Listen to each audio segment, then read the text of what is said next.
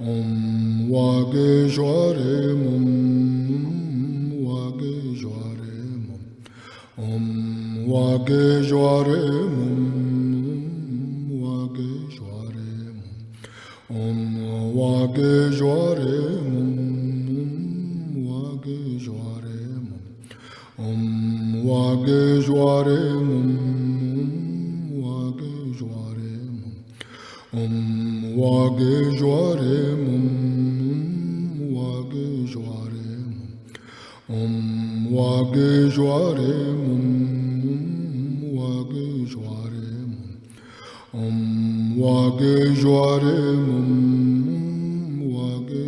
Mum Om Wage Jware Mum Wage Jware Mum Om Wage Jware Mum Wage Jware Mum Om Wage Jware Mum Wage Jware Mum Om Wage Jware Mum Wage Jware Mum Wage Jware Mum Wage Jware.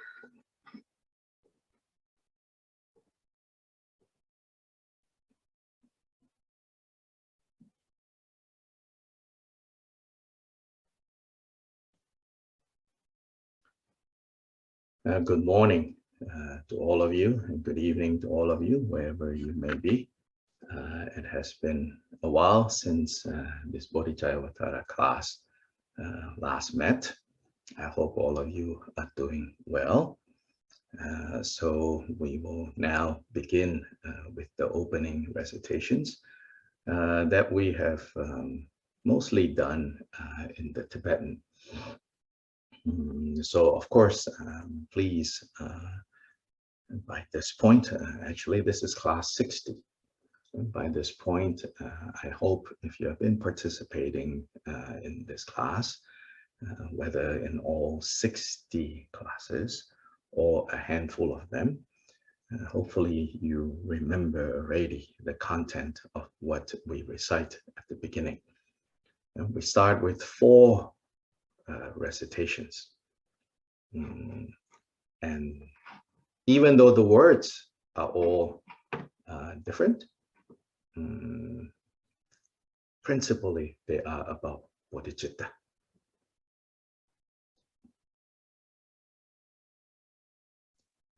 Buenos días y buenas noches. Ha sido un tiempo algo largo en el que no nos hemos visto, pero ahora nos estamos reuniendo nuevamente. Espero que todos estén muy bien. Vamos a empezar con la recitación de las plegarias de apertura. Los hacemos en tibetan y a este momento han sido ya 60 clases las que hemos tenido. Esta es la número 60 y creo que a este punto tal vez ustedes ya se recuerdan cuál es el contenido de estas 4 recitaciones. Estas 4 recitaciones, aunque sus palabras sean algo diferentes, pues todas están hablando de la bodhicitta. Making the aspiration, making the commitment to apply bodhicitta. So those are the first 2. Las 2 primeras son el hacer la aspiración y la aplicación de la bodhicitta. Esas son las 2 primeras. Taking refuge in Buddha, Dharma, Sangha to provide clear guidance and reference point for what we are doing, and even that motivated by a desire to benefit all beings in the most meaningful way, which is by ourselves becoming Buddhas. Y el segundo es después viene el de tomar refugio en el Buda, el Dharma y la Sangha como un punto de referencia claro, y también el motivarnos para llegar a la budeidad para el beneficio de todos los seres. Followed by the Four Immeasurables, immeasurable unbiased goodwill or love, loving kindness. That's the first. Unbiased, immeasurable compassion, joy, and equanimity. So these are the four immeasurables. Y después siguen los cuatro inconmensurables, donde está el amor no sesgado, inconmensurable, la compasión no sesgada, inconmensurable, el regocijo y también la ecuanimidad, inconmensurables y no sesgadas. In some traditions, these four are called the four divine dwellings, Brahma Viharas. And because of that name, it has given some the understanding that these four immeasurables are simply merely a way to get to the state of Buddha. And in the state of Buddha, these four immeasurables don't exist. But that is not how Kyoba Jigten Sumgen explains this.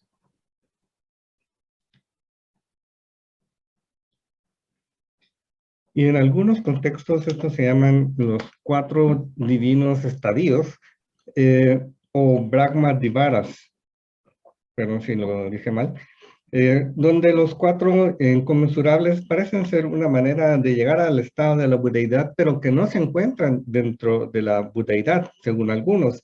Pero esto no es lo que Jigten Sumgon dice. In fact, some would even say that even aspiration and application bodhicittas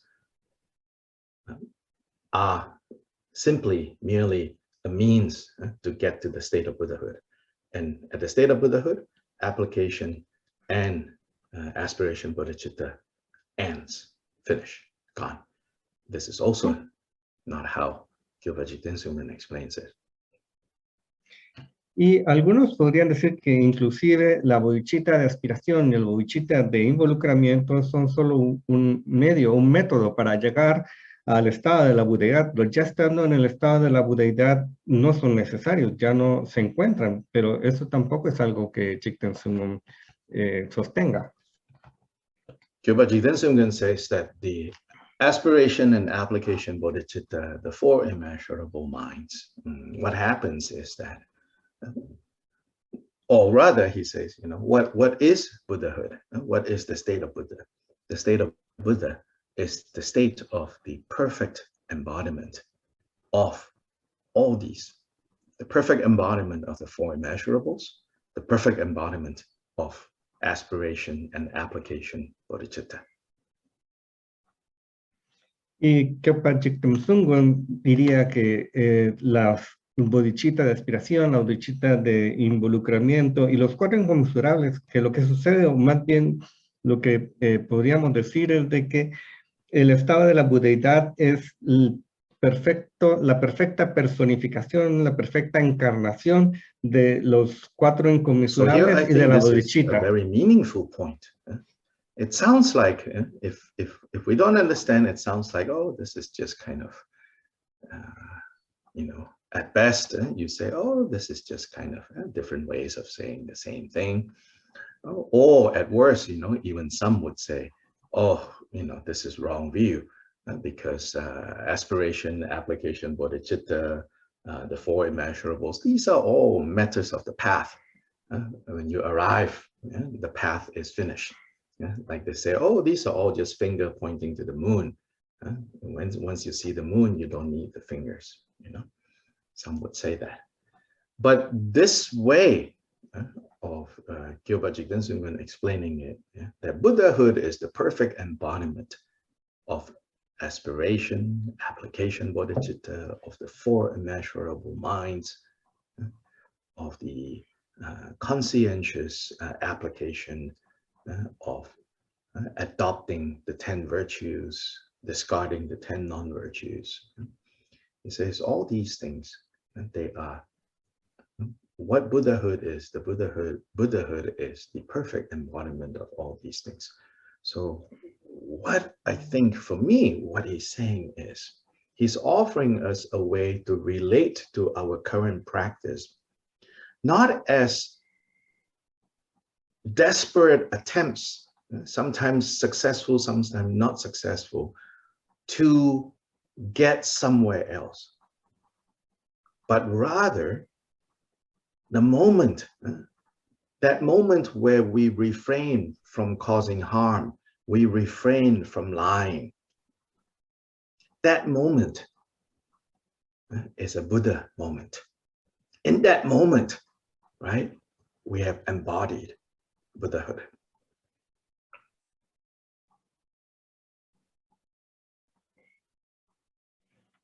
Y esto es un punto que tiene mucho significado, porque no es que sean solo diferentes maneras de decir cómo se hacen las prácticas, o que digamos que esto es una visión errónea, que decir que estos, básicamente decir, bueno, esto no es así porque estos son solo métodos en el sendero, no es el objetivo del sendero.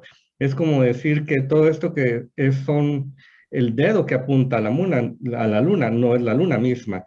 Pero Jigten Sungön lo que dice cuando habla de que estos 4 inconmensurables, que las 2 bodhicittas, que el poder tener una práctica consciente del abandonar y el descartar, el abandonar las 10 no virtudes y el adoptar las 10 virtudes, que todo esto es una personificación el estado de la budeidad. Y esto lo que hace es ofrecernos una manera de que nosotros podamos relacionarnos con nuestra práctica, no como una manera desesperada de poder llegar a un lugar, sino que podamos ver que en el momento en que nosotros, por ejemplo, nos restringimos de mentir de una manera consciente, entonces en ese momento es un momento de budeidad, es un momento en el que personificamos la budeidad.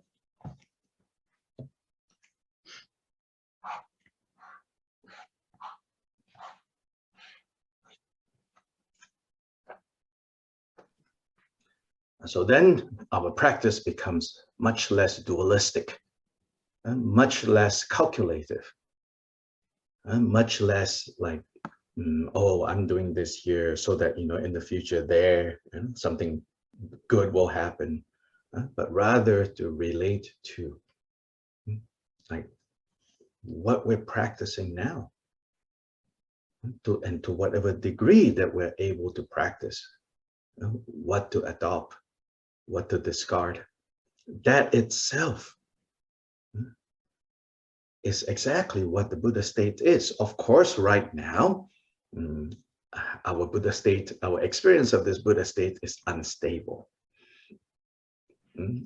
On, off. Sometimes, when we look at it, we say mostly off, once in a while it's on, so to say.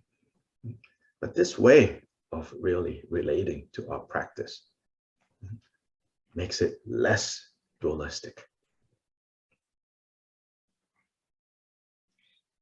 Y de esta manera, entonces, nosotros podemos ver que nuestra práctica se convierte en mucho menos dualística, mucho menos, o dualista, mucho menos que la hacemos de una manera calculada, donde nosotros pensamos, si yo hago esto, entonces cosas buenas van a suceder en el futuro.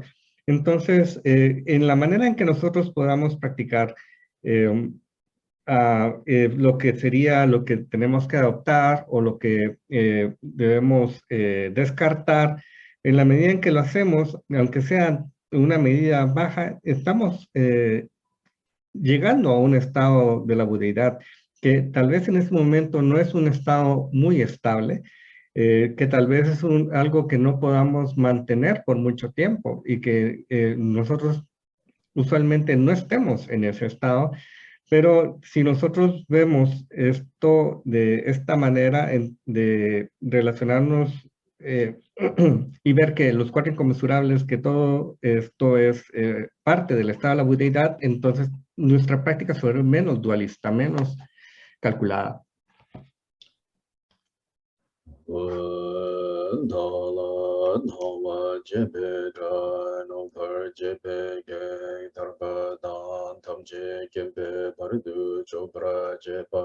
Tam jege se jebe ma nang ka dang nyam pe sen chen tam che de wa pan de dung ya dan de ne de la na me pa yang da bra zo pe chang chu ren pe je to bra je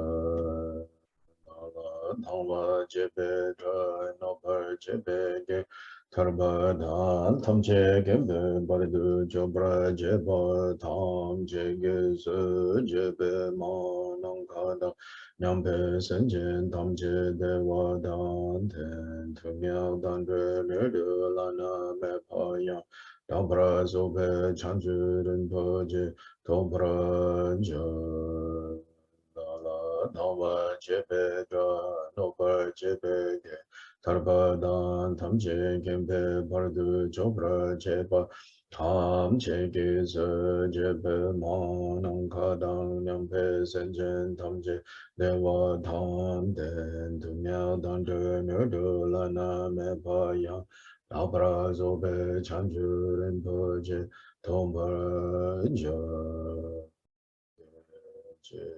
de sama geki bardu longa yesum ge wala go ma je bardu longa yesum ge wala go du terene sonde ne ma san da sam ge bardu longa yesum ge wala go Sanje Chodan Soge Jonam La Janju Bardu Dani Gyabsurje Dagi Jinsa Gibe Sonam Ke Drala Penjir Sanje Druprashu Sanje Chodan Soge Jonam La Janju Bardu Dani Gyabsurje Dagi Jinsa Gibe Sonam Ke Drala Penjir Sanje Druprashu Sanje Jodan Sogi Jonam La Chanchu Bardu Dani Gyabsu Che Dagi Jinsu Gibe Sonam Ke Drola Penche Sanje Drupra Shu Ka Dan Nyampe Senjen Tamje Dewa Dam Dewe Gyudan Dempra Gyuji Dunyao Dan Dunyao Gi Gyudan Dewa Gyuji Dunyao Mepe Dewa Dame Dewa Gyuji Nirin Chadan Nidan Dewe Tanyo La Nepra Gyuji Mona Kada Nyampe Senchen Tamje Dewa Dan Dewe Gyudan Dempra Gyuji Dunyao Dan Dunyao Gi Gyudan Dewa Gyuji Dunyao Mepe Dewa Dame Dewa Gyuji Nirin Chadan Nidan Dewe Tanyo La Nepra Gyuji Mona Kada Nyampe Senchen Tamje Dewa Dan Dewe Gyudan Dempra Gyuji Dunyao Dan Dunyao Gi Gyudan Dewa Gyuji Dunyao Mepe Dewa Dame Dewa Gyuji Nirin Chadan Nidan Dewe Tanyo La Nepra Gyuji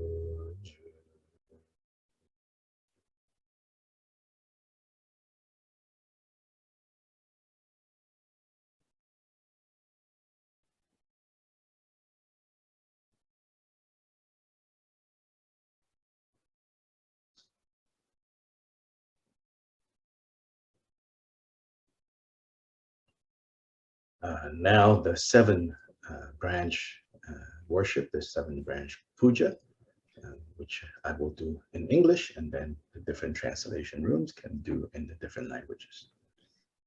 Se va a hacer la plegaria en 7 ramas y luego en inglés y luego se harán los diferentes In idiomas. all the worlds of the 10 directions reside Tathagatas. En todos los mundos de las 10 direcciones residen los Tathagatas de los 3 tiempos. Ante cada uno de estos leones entre humanos, me postro gozosamente con cuerpo, palabra y mente.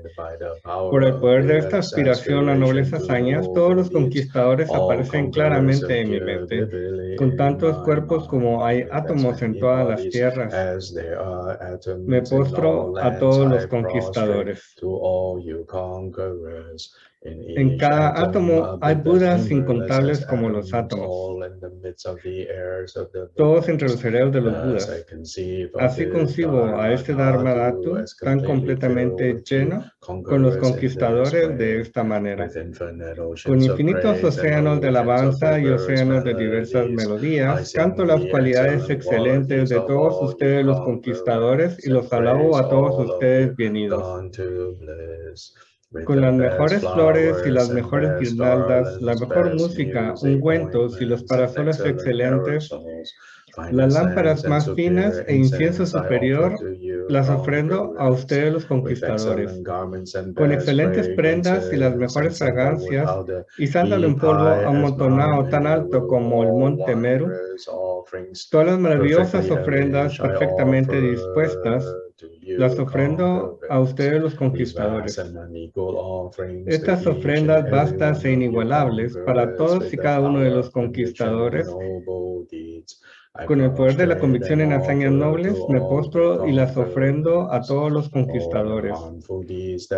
Todas las acciones malignas que he hecho con mi cuerpo, palabra y mente, bajo el poder del deseo, odio e ignorancia, confieso todas y cada una de ellas. Me regocijo en todas las hazañas meritorias de todos los conquistadores de las 10 direcciones y los herederos de los Budas, percatadores solitarios, oyentes aún entrenando y más allá, y en todos los transmigradores. Ustedes quienes son las lámparas de los mundos de las 10 direcciones, quienes han obtenido la omnisciencia de los Budas a través de las etapas del despertar, todos ustedes quienes son mis protectores, por favor giren la insuperable rueda del Dharma. Con las palmas unidas, les suplico encarecidamente a ustedes quienes tienen la intención de manifestar el nirvana final, por favor quédense por tantos eones como hay átomos en el mundo, por la felicidad y bienestar de todos los transmigradores. Cual sea poca virtud haya reunido a través de postraciones, ofrendas, confesión, regocijarse, solicitar y suplicar, ahora lo dedico para el completo despertar.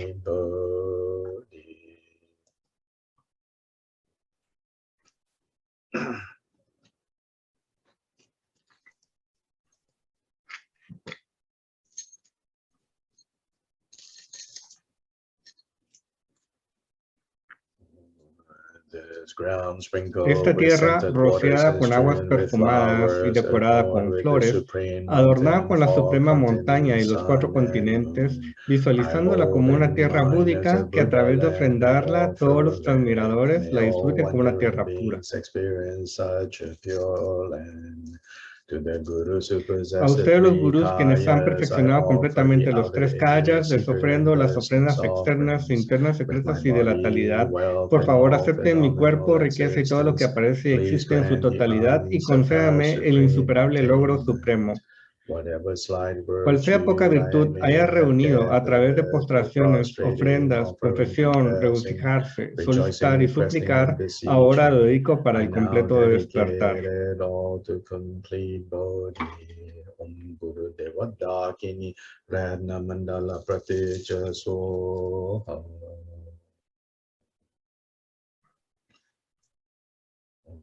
Doji Chanjen Dele Naroda, Mamita Pupa Doji Tengo Kadun Sundin Zawela Mesha Sajula Mayidam Jokum La So Wanda Soda Jen Kya Pegi Dome Samen Kedra Petun Sunum Lakya Mega Wadu Jahan Pa Jitan Kupa Shabadu Dudadu Zangyo Gyola Me Jinji Loji to Jen Nangan Basha Negyan Sento Dedu Dobra Jen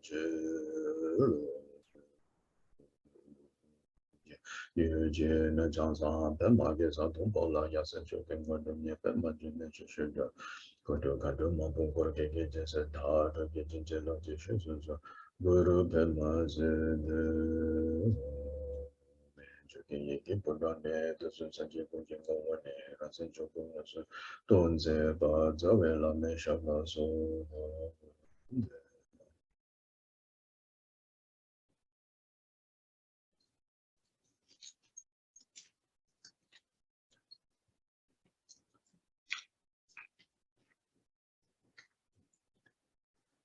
So just repeating the email that went out in terms of our schedule. So we will meet, well, obviously we're meeting right now. Then we will meet another time on Saturday. And then next week, we won't be meeting because I'm traveling. Basically, I'm going back to Malaysia to see my parents after more than 2.5 years of not seeing them. So I'm going to leave next Monday, and then I think I get there on Wednesday or something like that. Then there's like some quarantine, and I have no idea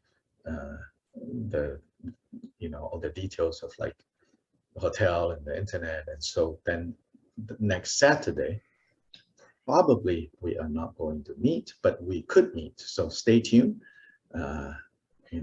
Next Tuesday, definitely we will not be meeting. I'll be somewhere flying on the plane. Y bueno, todos ustedes habrán recibido quizá un correo en donde se da, bueno, se dice de que vamos a reunirnos obviamente hoy y también que vamos a tener clase el próximo sábado. Sin embargo, la próxima semana no habrá clases porque voy a estar viajando. Voy a ir a Malasia a visitar a mis padres después de 2 años y medio de no verlos.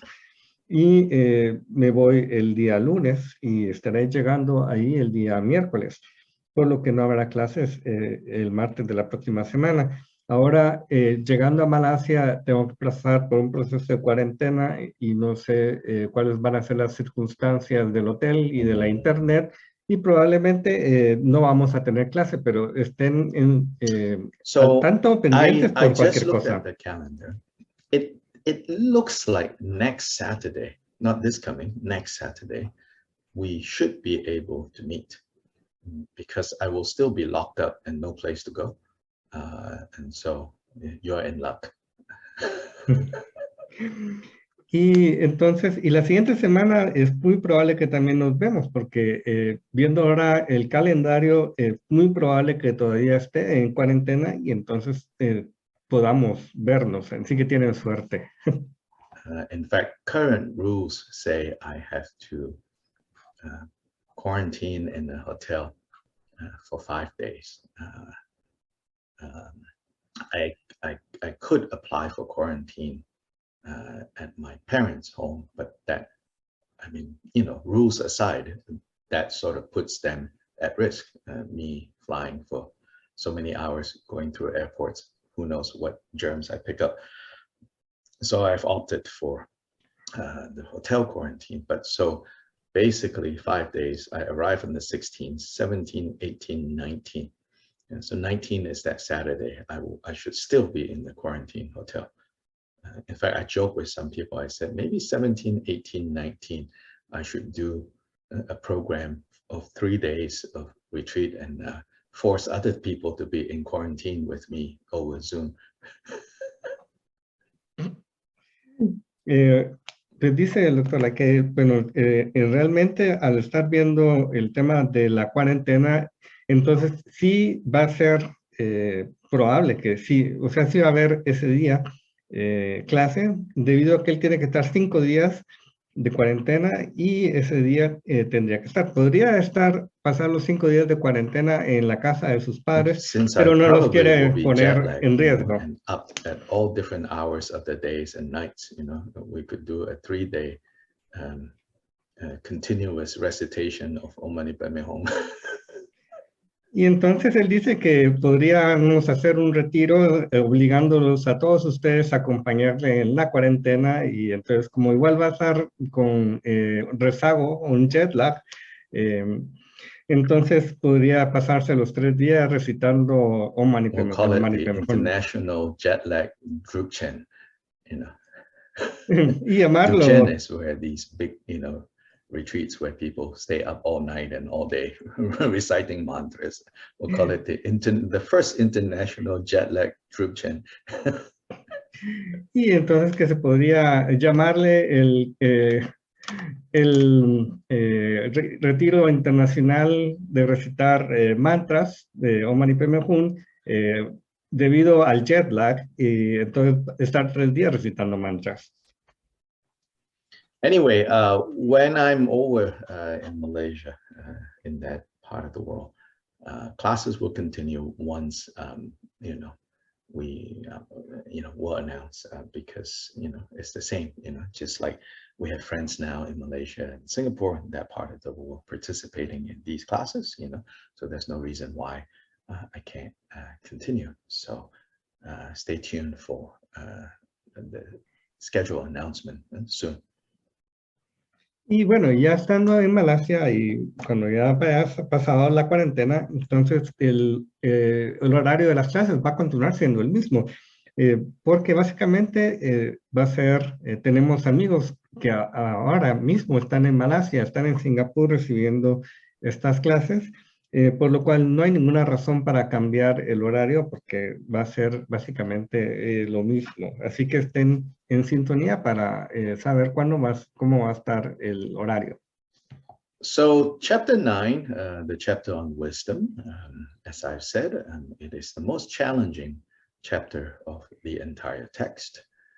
And also, even Shantideva declares, at the beginning of this chapter, he says, everything else was taught for the purpose of this topic of wisdom. Y bueno, ahora regresando al texto, el capítulo 9 es el más desafiante de todo el texto. Y asimismo, Shantideva lo dice al principio, que todo lo anterior ha sido para poder llegar a este capítulo.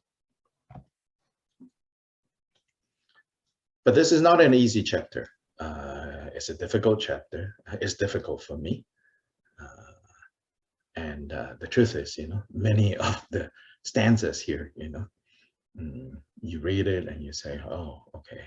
And then you read the commentaries and, I read the commentaries, I have read maybe both traditional commentaries and modern commentaries, maybe 5 or 6 different commentaries.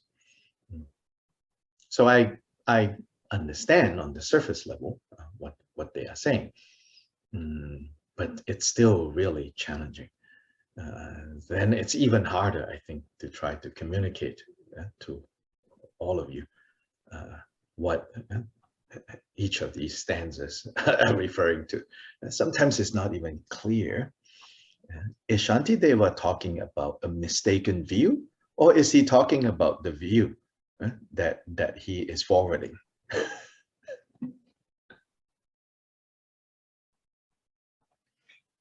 Y bueno, esto no es nada fácil, es bastante difícil para mí, porque hay muchas estrofas que son difíciles de entender. Y he leído tanto comentarios tradicionales como comentarios modernos, quizá unos 6 textos de comentarios, y puedo tal vez tener un entendimiento superficial y de lo que se está diciendo, pero inclusive tratar de comunicarlo es todavía más difícil. Así que, porque hay veces de que uno puede ver una estrofa y tal vez no sea muy claro y puede ser que uno diga, bueno, está aquí hablando de la visión equivocada, está hablando de la propia visión de Shantideva.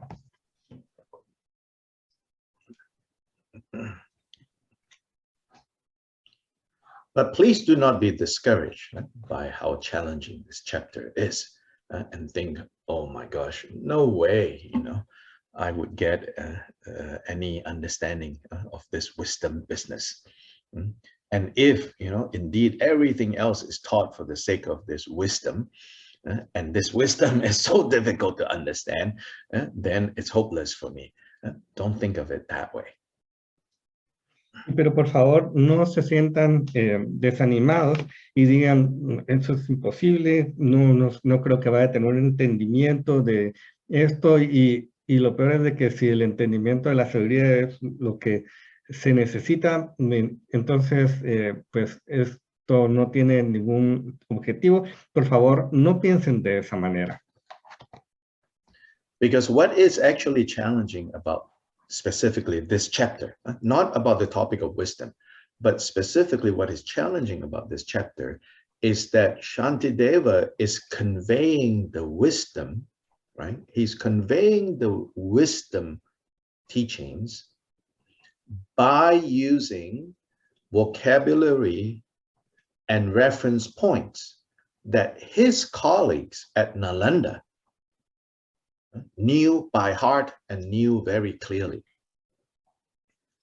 But that is not our context, you see. So that's why this is so challenging.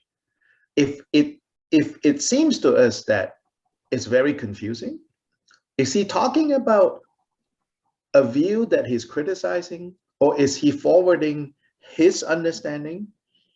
It's unclear to us, but it wasn't unclear to his audience, because they were all so expert, so schooled in what he's talking about. So he only needs to use a particular word, a particular expression. Immediately his audience then, right, when this was first taught, knew what he was talking about. Yeah. So if it is challenging, it's simply challenging because we don't have the same background as his audience to digest this material.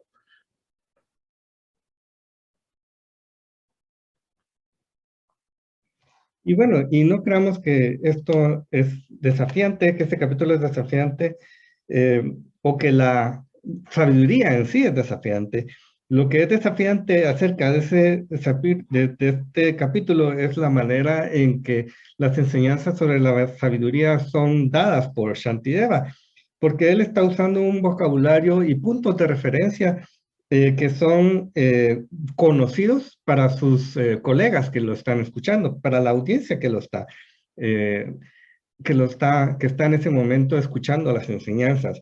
Entonces, es desafiante porque no es nuestro contexto. Y puede ser que para nosotros unas palabras sean confusas, que no sea claro para qué es lo que está diciendo, pero para su audiencia en este momento, que eran bastante versados en las expresiones, en los conceptos, entonces conocen las palabras, conocen las expresiones. Entonces, si es desafiante, para nosotros es por este conocimiento que tal vez nosotros no tengamos y el contexto que nosotros no tenemos, que por lo tanto es difícil digerirlo.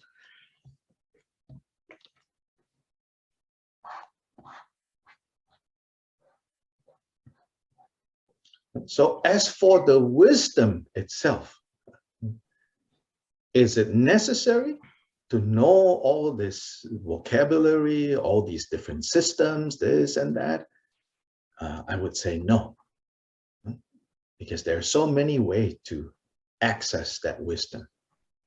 So for example, Milarepa, I don't think he ever studied all these different schools of thought, what Hindus say, what a particular type of Hindu says, what a particular type of Buddhist says, which is what Shantideva is addressing.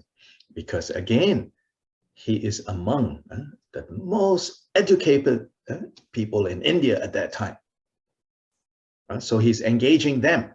So he's using what they know in order to point to them what this wisdom is. So then for someone like Milarepa, this greatest kind of Tibetan master, well known in all lineages, even though we say he was Kagyupa, but basically, he inspired everyone, right? He never had to study. He never spent time studying all the different philosophical systems, in India, both Buddhists, non-Buddhists, and how it's right or how it's wrong, which aspect of what they say, is still needs to be further explained. He never studied any of that. But through the instructions from his guru about the nature of phenomena, about the nature of mind, he achieved the wisdom in which all the other practices were taught, were given for the purpose of.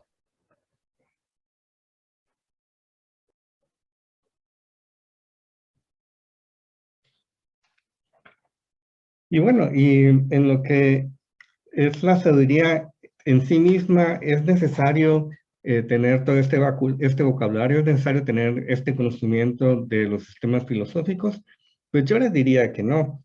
Por ejemplo, Milarepa, él no sabía acerca de estos sistemas, él no tenía ningún conocimiento acerca de lo que decían el hinduismo o lo que decía este sistema particular hinduista o lo que decía este sistema particular budista. Aquí, pues, volviendo a Shantideva, él está dentro de todas estas personas que tienen estos conocimientos, que tienen estas formas de entender o de hablar sobre la sabiduría para poderles decir o apuntar hacia dónde la sabiduría, o qué es lo que es la sabiduría, o hacia dónde la sabiduría podría entenderse. Pero volviendo a Milarepa, pues Milarepa es un gran maestro considerado que tenía ya el logro de la sabiduría y es un maestro que todos los linajes del budismo tibetano lo consideran de esa manera. Entonces nosotros digamos que él es de el linaje Kagyu, pero todos los linajes lo reconocen. Entonces, Milarepa, él nunca estudió esto. Él, pues, no podría hablarse de qué sistema está erróneo por cual o tal razón. Él no tuvo ningún estudio de este tipo. Él solo recibió las instrucciones de su gurú sobre la naturaleza de la mente, sobre la naturaleza de los fenómenos, y alcanzó el logro de la sabiduría de esta manera, practicando las instrucciones.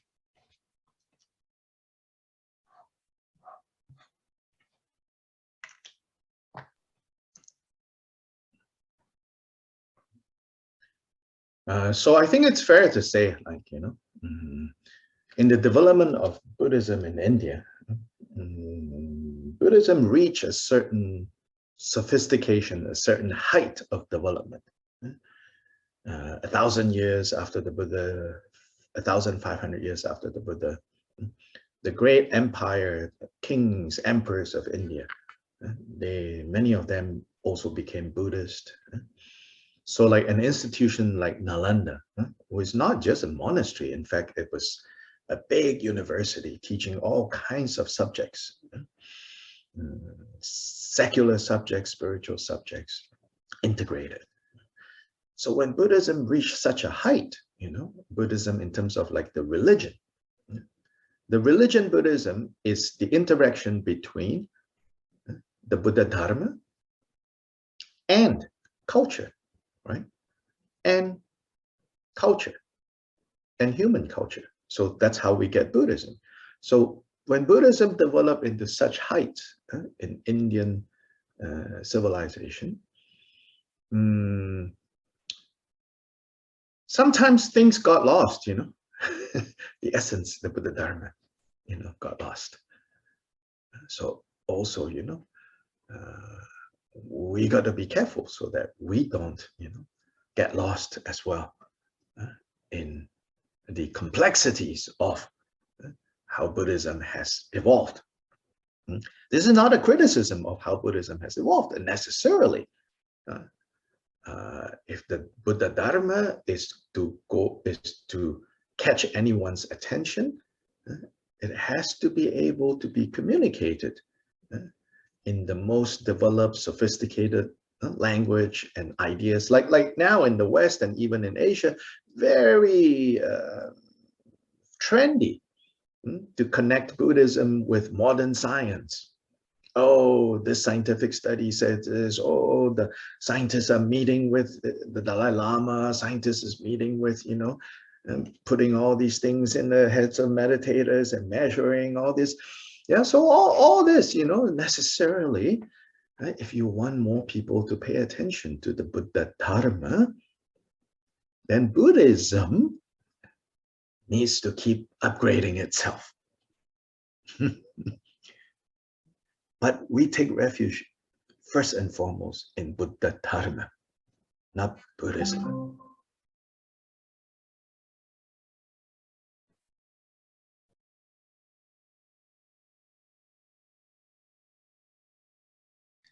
y es justo decir que en el desarrollo del budismo, pues hubo se llegó a una alta sofisticación. Aquí grandes emperadores se volvieron budistas y volvieron el budismo como una parte integral de su sociedad. Y podemos decir también que Nalanda no solamente era un monasterio, era una universidad donde se estudiaban diferentes materias. Entonces llegamos a un punto donde la religión, el budismo, es una intersección entre lo que es el Buda Dharma y lo que es la cultura. Y entonces en India, pues llegó a un alto nivel de sofisticación el budismo. Entonces, pues nosotros tenemos que ver que aquí es algo en donde muchas cosas se pueden perder, pero con lo cual tenemos que estar siempre pendientes, ser cuidadosos en cómo, y ver cómo el budismo ha evolucionado, perdón. Pues el Buda pues debe ser, uno pues debe ser capaz de comunicar quizá el budismo con cierta sofisticación. Y también hay, por ejemplo, cuando uno ve que se mezcla la ciencia y el budismo, como cuando hay estas reuniones entre el Dalai Lama y diferentes científicos, donde hay estas mediciones científicas acerca de los beneficios de la meditación, pues que todos estos son tal vez elementos necesarios para poder comunicar a otras personas el Buda Dharma. Pero recordemos que nosotros tomamos refugio en el Buda Dharma, no tomamos refugio en el budismo.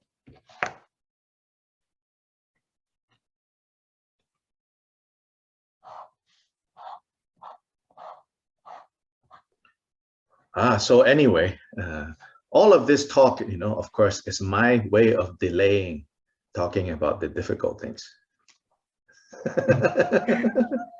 Y por supuesto, todo esto que estamos hablando es para que yo pueda posponer el hablar sobre el capítulo 9.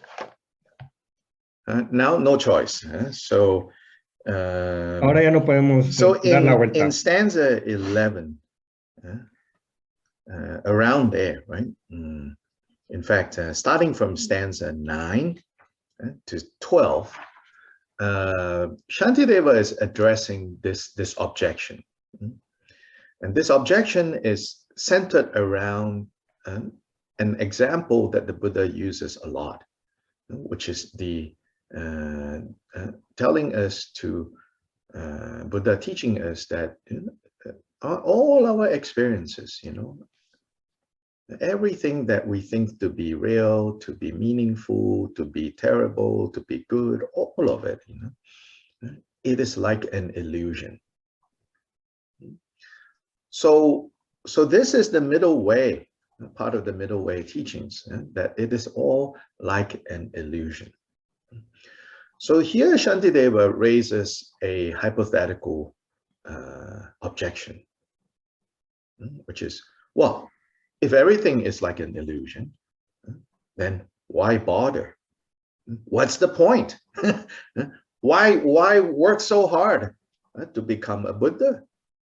It's just an illusion, what's the big deal? Or why be afraid of killing? Since, since you say, everything is like an illusion, there's nothing that bad about killing.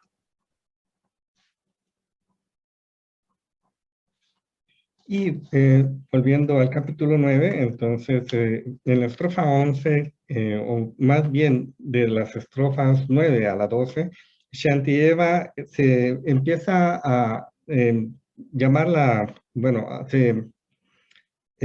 plantea esta objeción, porque hay un ejemplo que el Buda utiliza mucho, donde dice que todas nuestras experiencias, ya sean aquellas que sean significativas, las que sean terribles, las que sean buenas, el Buda dice, pues todo es una ilusión, y es una enseñanza del camino medio. Entonces, aquí Shantideva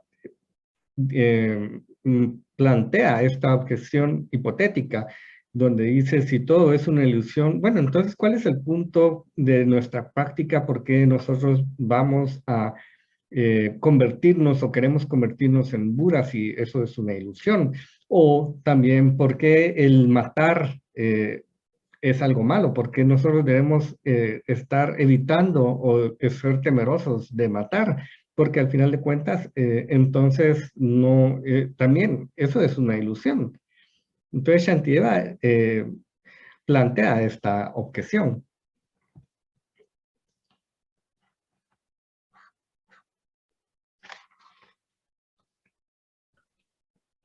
So stanza 9, Shantideva poses a question on behalf of those who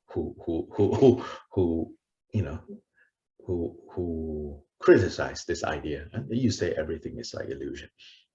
So stanza 9, Shantideva raises this question that basically the question is saying, if everything is illusion, then Buddhahood is pointless. Or rather, stanza 9 is saying, if everything is illusion, then the idea of great merit being accumulated when you make offerings to Buddhas, that goes out the window.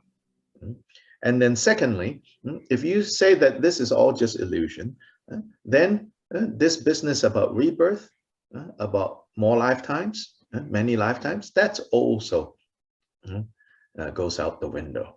He says this. And so this is a very serious question that he raises, because, and maybe not serious among people who don't believe in the Buddha Dharma, secular, but among people who believe in the Buddha Dharma, raising this question in stanza 9 is basically saying, your teaching about everything is like an illusion has undermined two very important things that we Buddhists are focused on, which is the accumulation of merit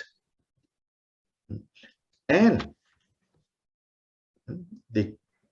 the consequence of karma, of cause and effect. So Shantideva is voicing an objection that says that your teachings about illusion, illusory nature of things, is undermining the very foundations of our spiritual tradition.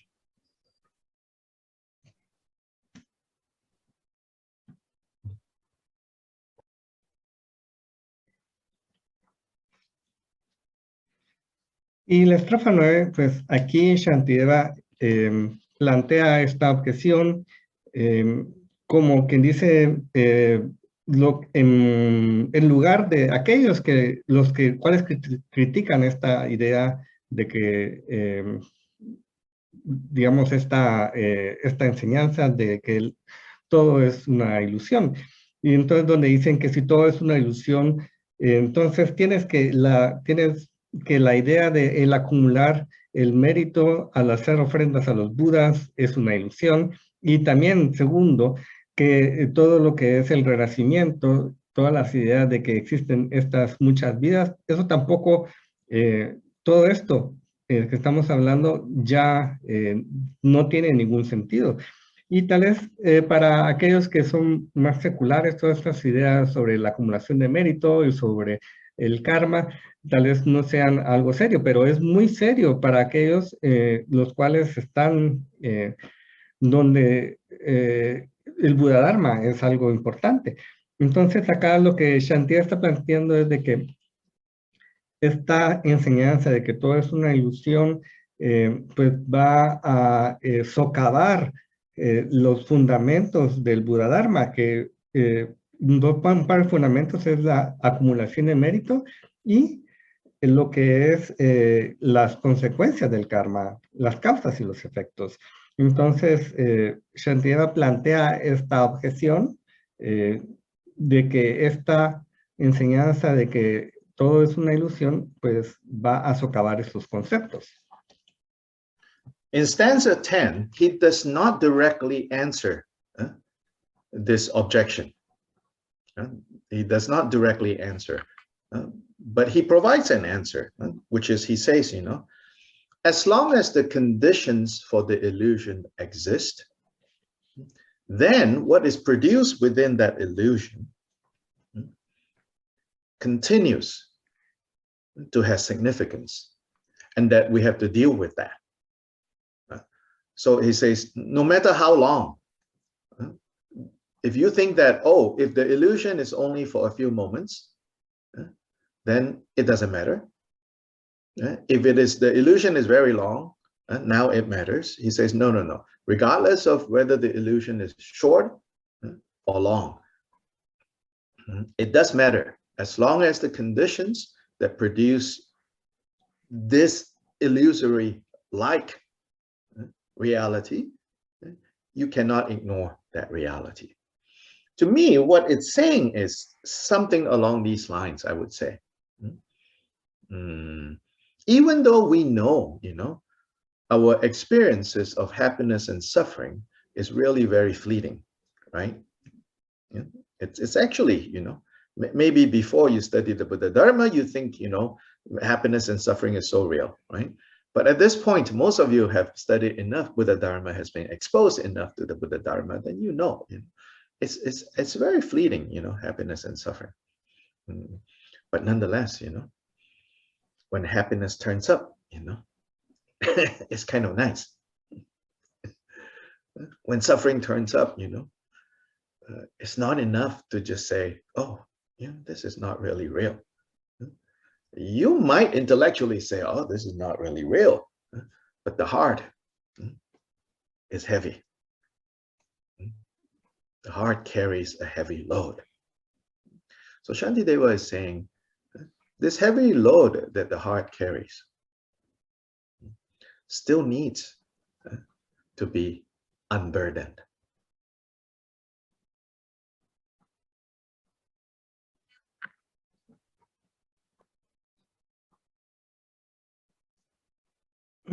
Y bueno, en la estrofa 10, pues aquí Shantideva no da una respuesta directa, pero provee una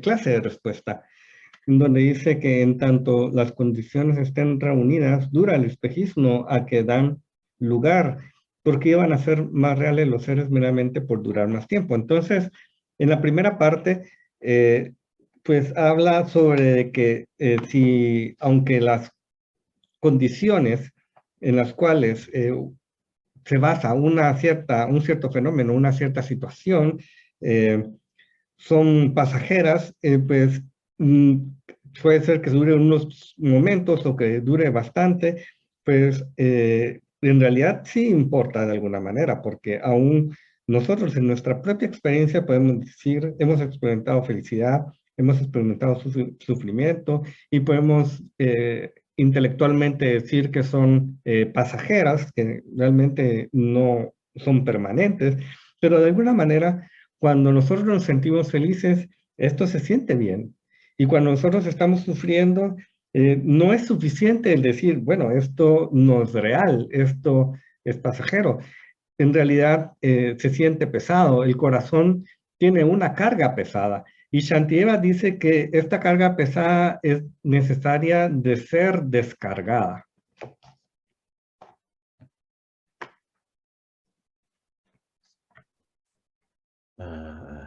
11 and 12, he's going to say a little bit about, you know, the differences between two types of illusion. The illusion that is like, literally like the illusion that a magician produces, and the illusion that Buddha says our life, our existence, and our experiences are. And he says there is a crucial difference between these two types of illusions. So here we see, you know, like Shantideva clarifying, just because the Buddha uses the idea or uses the example of illusion to help us understand the nature of our minds, of our lives, of our reality, be careful not to over apply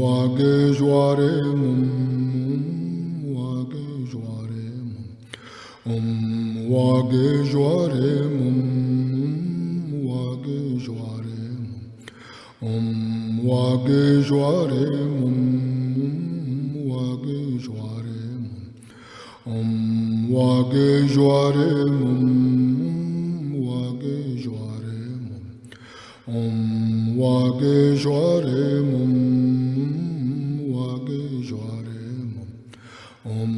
wage jware mum wage jware mum wage jware mum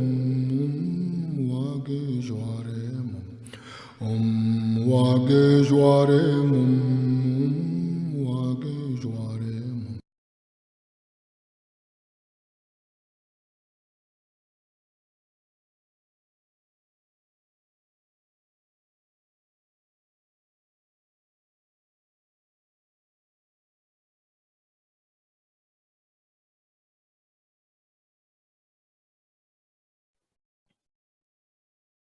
Okay, so verse 11 and 12. Yeah, they're shifting, right, from saying, hey, if you say everything is illusion, then no point making offerings to Buddhas to accumulate merit.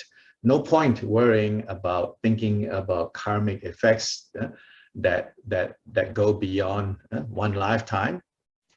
All that sort of, all that sort of objections, right? 11 and 12 is is another objection raised, which is, so if you say that everything is illusory like, then just as there's nothing wrong to kill a person that a magician has produced, therefore,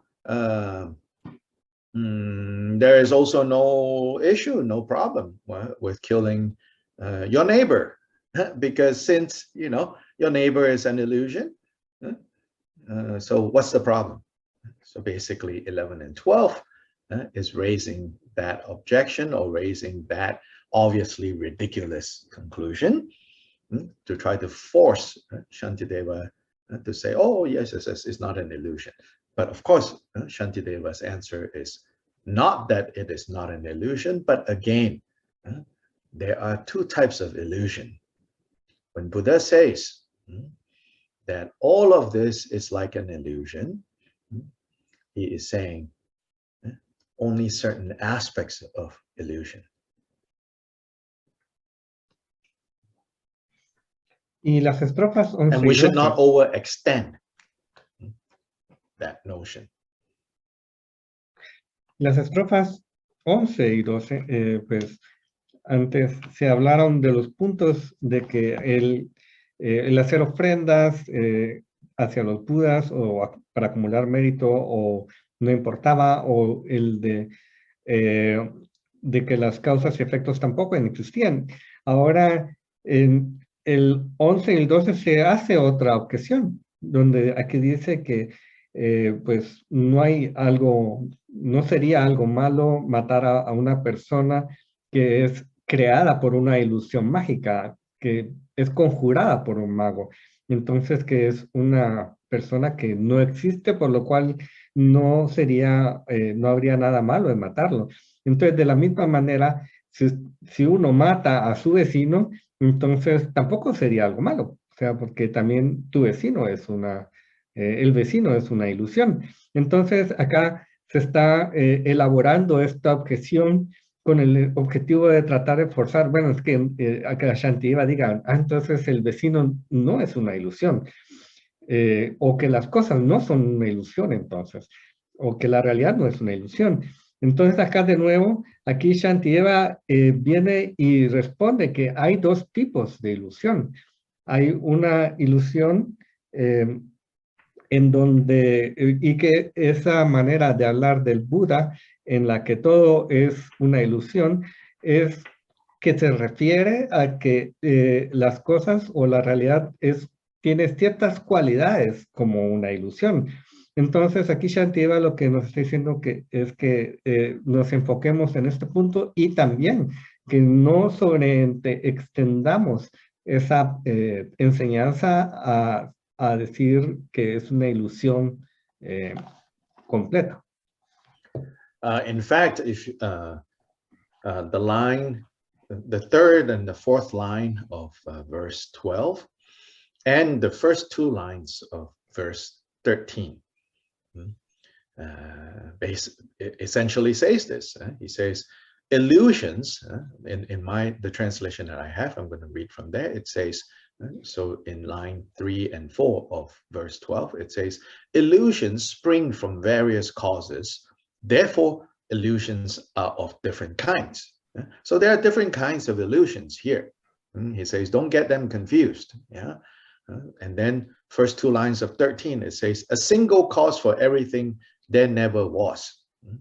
I believe these two lines should go with the topic that is, with the reasoning that comes from the previous two verses. In the commentaries, most of them do something else with these first two lines. They take this opportunity to talk about, oh, you know, this is answering some Indian beliefs that this world came about because a single cause, meaning like a God created all of this. But it doesn't flow with with what's going on here. You know, it's like, well, that's kind of random. You know, why suddenly verse 13 talks about, well, you know, there is, you know, this world did not come into existence due to one cause, meaning a God created everything. Here, I really think that these first two lines of 13 continues from the last two lines of 12, which is basically Shantideva says, different types of illusions come about due to different reasons. The kind of illusion that a magician creates, or specifically the kind of illusory beings that a magician creates, those beings don't have this quality of mind. In other words, they don't have autonomy. They cannot act based on their own volition. They don't have this thing called mind. Today, I think this debate or this idea can be carried to like I think AI, artificial intelligence, you know. At least up until now, artificial intelligence don't have sentience yet. Well, yet, who knows what will happen in the future. That means they don't have their own volition. They are not independent beings in that sense. So Shantideva says, that's one kind of illusion created through a particular set of causes. With regards to those illusions, yes, of course, you know, no problem. Because no beings are killed, even if you kill those that are produced by a magician. But the beings that arise, like you and me, not through the workings of a magician, but through our causes and conditions, our karmic package, so to say, these beings fundamentally have mind, have volition. And when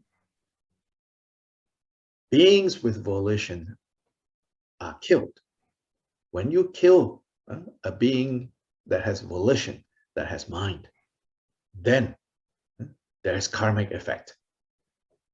And that's the difference, is Shantideva's answer.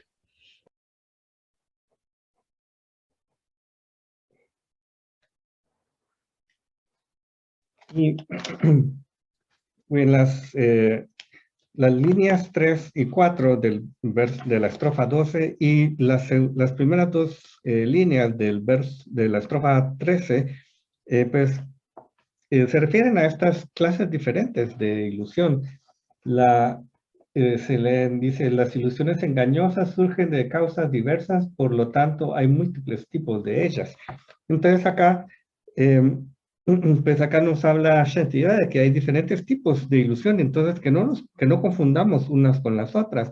Y en las siguientes dos líneas, que son utilizadas muchas veces en los comentarios para poder indicar que las ideas hinduistas acerca sobre una causa única o de que, bueno, que es lo mismo, es decir, que el mundo fue creado por un Dios, pues realmente pues yo siento que debería leerse como una continuidad de las estrofas, de las últimas dos líneas de la estrofa 12, y entonces enlazarlas.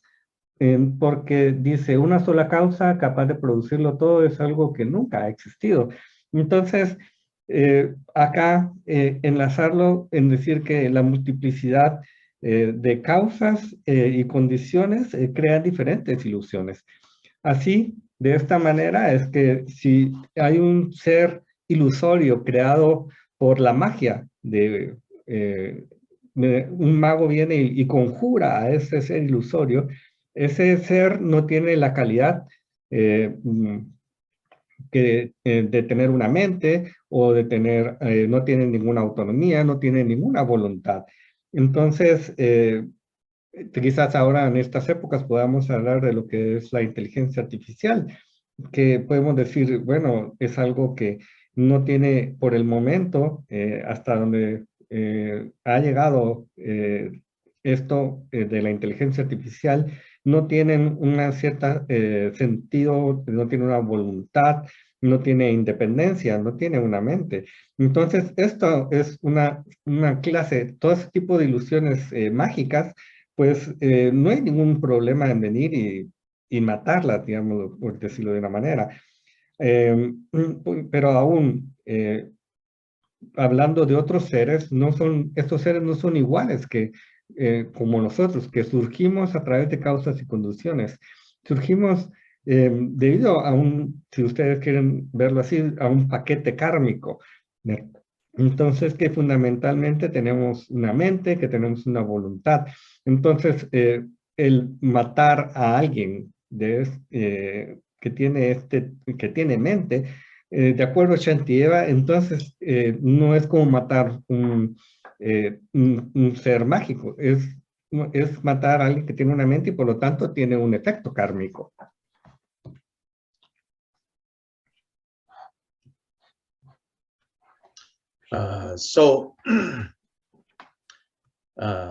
I sometimes have said, I think some of you have heard me talk about this. So this example of, or to say that, we exist in an illusory-like manner, illusory-like quality to our existence. Yeah, we should update this example, this analogy, to because illusory sometimes seems very mystical, very magical. Then we kind of get carried away, right, by this word. So what can we update this to? We can say movie-like, like a movie. We should relate to, we should understand that our reality is like a movie. Y algunas veces yo lo he dicho, que este ejemplo de que nosotros existimos, tenemos una realidad como ilusoria, que vivimos una vida ilusoria, y la palabra aquí, ilusoria, pues conlleva toda esta acepción de lo místico, de lo mágico, y a veces nos arrastra de alguna manera en este lenguaje, y pues para poder cambiar, tal vez ponerlo en un contexto más aterrizado, es decir, que esto es como si estuviéramos en una película y que podamos relacionarnos con con la realidad, entender la realidad como nosotros la vemos, que podemos verla como si fuera una película. So you should not confuse, between, like say, characters in movies, right? They are born, they die, and all kinds of things happen to them, right? So yes, the Buddha does say, now, understanding that, using that as an example, see how, in fact, even our reality is like that. But don't confuse the two, they're not exactly the same. These are two types of movie.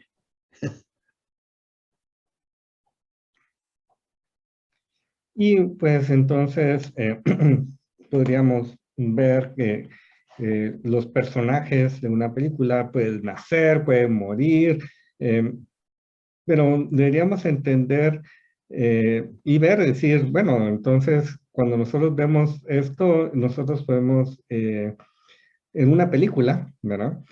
Podemos relacionarlo con lo que nos pasa a nosotros y ver que también lo que está pasando tiene ciertas cualidades de una película, pero no confundirlos a ambos. Hay dos tipos de películas. In the second half of verse 13, so let me read the second half of verse 13 and the first two lines of verse 14.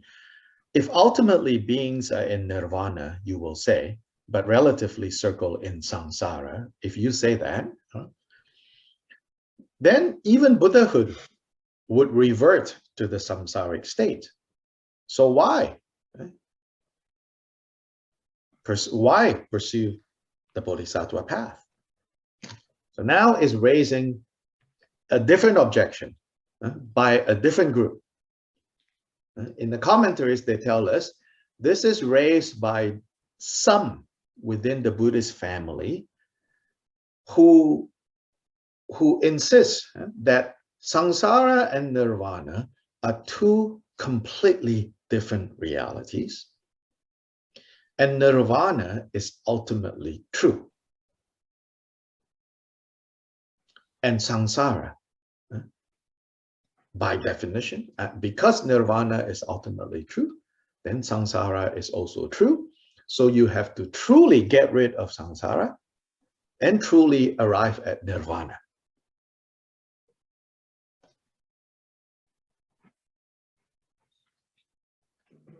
Y en la mitad, la segunda mitad de la estrofa 13 y la primera mitad de la estrofa 14 dice, decís, si en la realidad última los seres están en nirvana, pero en la relativa giran en el samsara, entonces incluso el estado de la budeidad volvería al del samsara. ¿Qué sentido tendría, preguntáis, seguir el camino de los bodhisattvas? Entonces aquí está haciendo o planteando una objeción que podría atribuirse a un grupo budista, a una familia budista, donde se dice que, bueno, tienen el argumento o que dice que el samsara y el nirvana son dos realidades completamente diferentes. Y que si el nirvana es verdaderamente diferente, últimamente verdadero, y el samsara también es últimamente verdadero, entonces hay que deshacerse del samsara y poder lograr el nirvana. So this may, correspond to a particular group of Buddhists in ancient India. And often again in the commentaries, they say, oh, these are the Vaibhashikas. But for us, these terms may be not so important. Also, I think sometimes if we say, oh, this is Vaibhashika, and this is Chittamatra, or this is this school, this is this school, we can easily kind of slip into kind of sectarian mind, like, oh, this school is so wrong and our school is so right and this and that.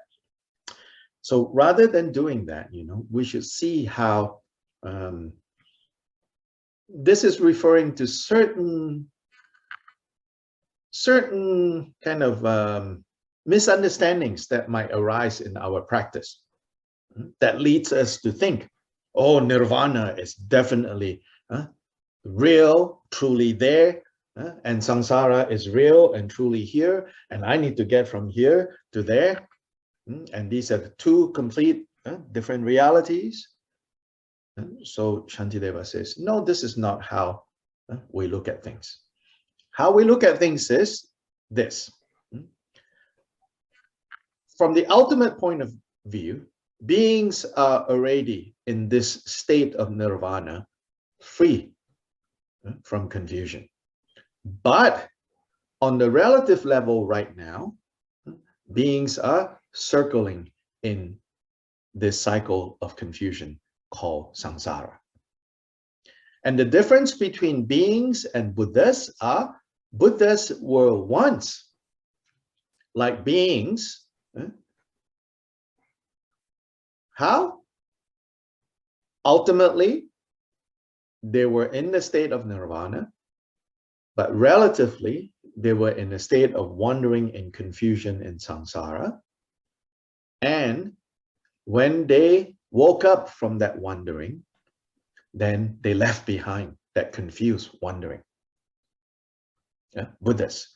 What are Buddhas? Buddhas are also beings like you and I now, wandering in a state of confusion. But when that confusion is completely dispelled, done with, then we call them Buddhas. But on the ultimate level, whether Buddhas or beings, awakened Buddhas or confused beings, on the ultimate level, the mind, the nature of mind is already in a state of freedom from confusion because of emptiness. But on the relative level, samsaric experiences are still arising.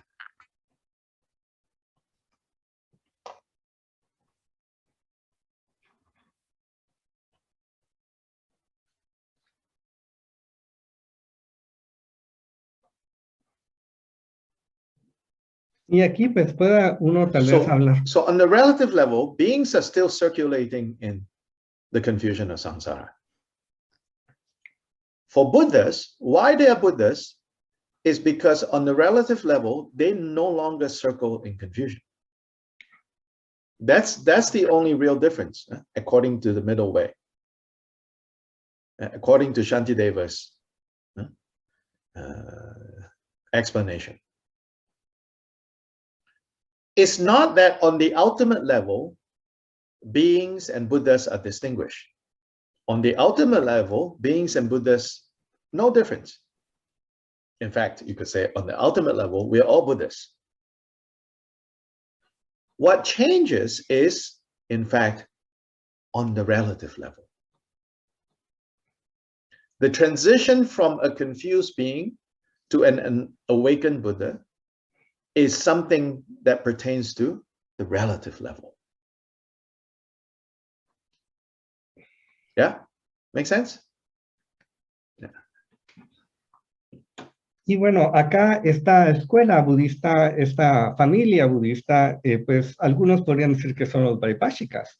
Y esto tal vez no es un término tan importante, porque a veces cuando nosotros decimos esto es Chittamatra, esto es esta otra escuela de pensamiento budista, entonces podemos caer en un pensamiento sectario en donde nosotros podemos decir, bueno, esto es lo que es y aquellos están de manera incorrecta, etcétera. Entonces, no caigamos en esto.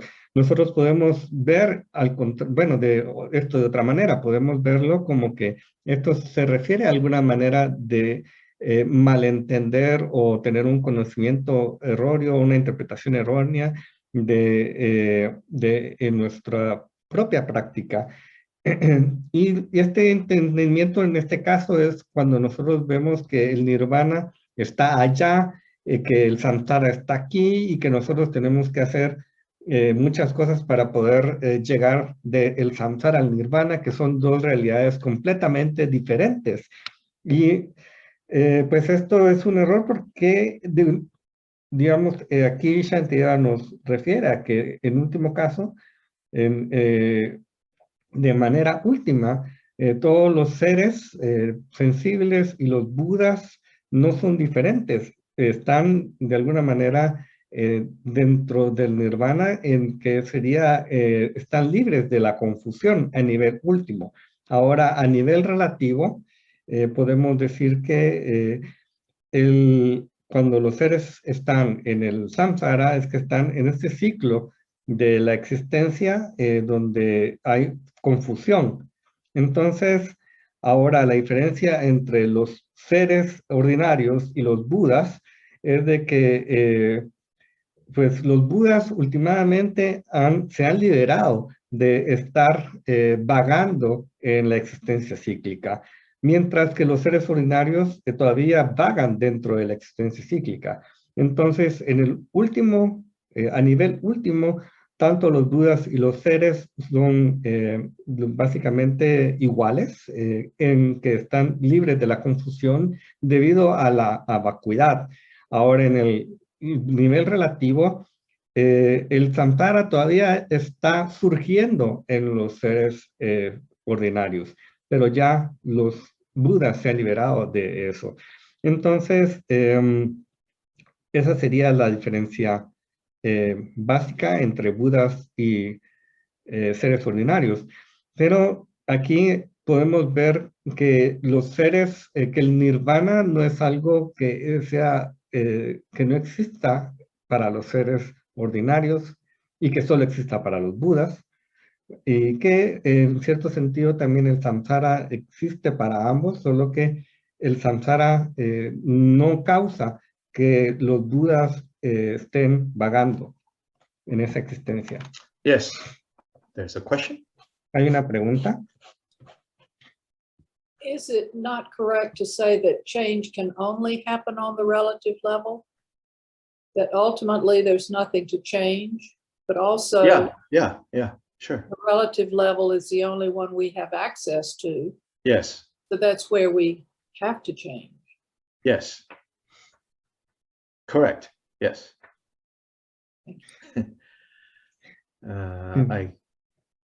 Something turned up on the chat. I think I caught a glimpse that says, so karma is relative truth? Yes, karma is relative truth. But relative, in middle way teachings, relative doesn't mean not important.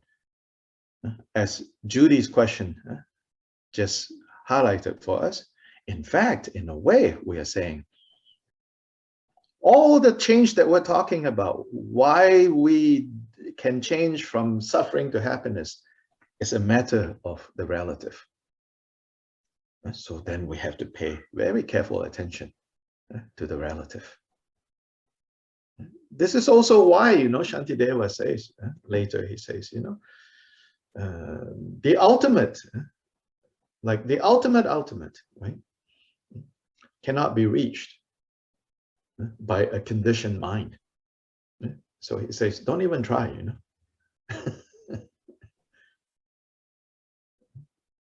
There are some Buddhists, who go on and on about the ultimate. And all they're saying is basically the ultimate, cannot. It's beyond everything, So some Buddhists have the habit of like always talking about, oh, the ultimate is beyond, but spend so much time talking about ultimate, and then on the relative level, where happiness and suffering is taking place, no idea what to do with it.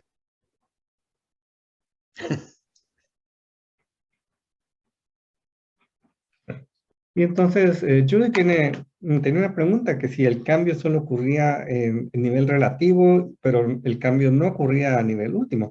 Y el doctor Light le responde que sí. Y también hay un comentario en el chat donde se dice o se pregunta si el karma es de la verdad relativa.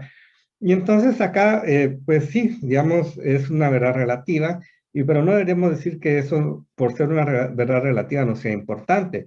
De hecho, pues todo lo que sea el cambio, pues siendo verdad relativa, pero también podemos ver que hay cambio, donde hay de cambiar del sufrimiento a la felicidad, Y eso sucede al nivel relativo, por lo cual tenemos que poner atención a esto mismo. Y pues en sí, también tenemos que recordar algo que Shantideva dice, que la verdad última no puede ser alcanzada por una mente condicionada, es decir, por los conceptos. Entonces, podemos ver que hay muchas personas que dicen, hoy inclusive muy estudiadas y que hablan mucho sobre la verdad última y que dicen que la verdad última es mucho más allá vaya más allá de cualquier cosa, y lo repiten una y otra vez y se olvidan que a nivel relativo, pues también hay que trabajar en el cambio de la felicidad, perdón, del sufrimiento a la felicidad, y también cómo cambia de la felicidad al sufrimiento. Entonces, que eso también es importante tenerlo muy en cuenta y poner atención en ello.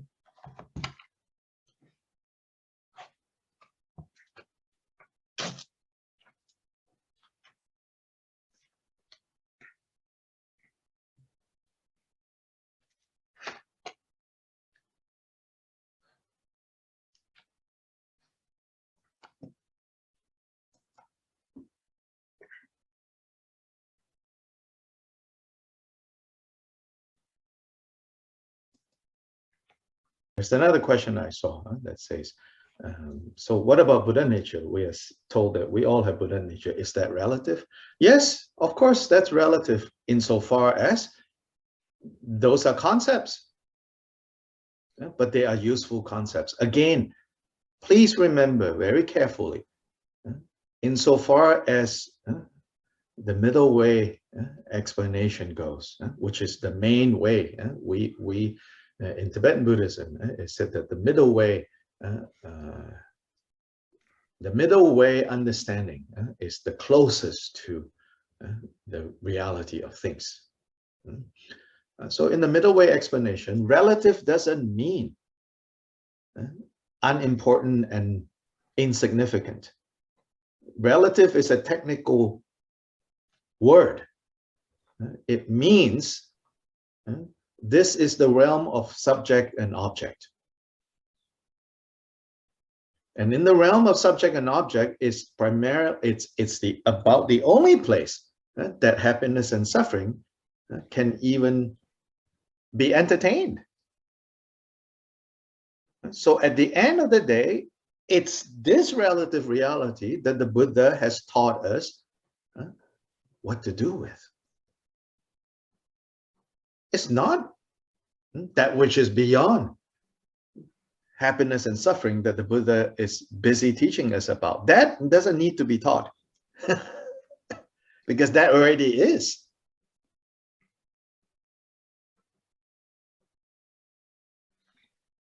Y hay otra pregunta en el chat donde se pregunta si la naturaleza búdica también es relativa. Y el doctor Lai pues responde que sí, en cierto sentido sí es relativo porque son conceptos, pero tenemos que ser muy cuidadosos. Cuando el camino medio, que es la manera que en el budismo tibetano se interpreta la naturaleza de la realidad última, acá cuando se habla de relativo, eso no quiere decir que no sea significativo, que no tenga un peso. Porque lo que realmente significa es de que nosotros, en la manera en que nos relacionamos con la naturaleza, es a través de la realidad relativa, donde nosotros podemos ver la felicidad, nosotros podemos ver el sufrimiento, y es donde el Buda nos enseñó en cómo lidiar con esto y cómo poderlo trascender. Entonces, pues la verdad última es algo que no se puede tratar con conceptos, por lo tanto tampoco necesita explicarse, pero la verdad relativa sí. Yeah, so to elaborate a little, so according to the middle way understanding, already right now, you know, things are by nature empty of an inherent existence. Things, our minds, are empty of inherent existence. So there's nothing you need to do or can do to improve this empty of inherent existence. all things, all minds are already empty of inherent existence. This is just the way things are. So there's nothing to do there. So that's what we call the ultimate. There's nothing to do there on the ultimate side of things. There's nothing to do there. You cannot improve it, and you cannot make it worse, because its nature is already free from any inherent existence, therefore free from any fixation, therefore free from any grasping, any possibility of any true grasping going on. That is already the way things are.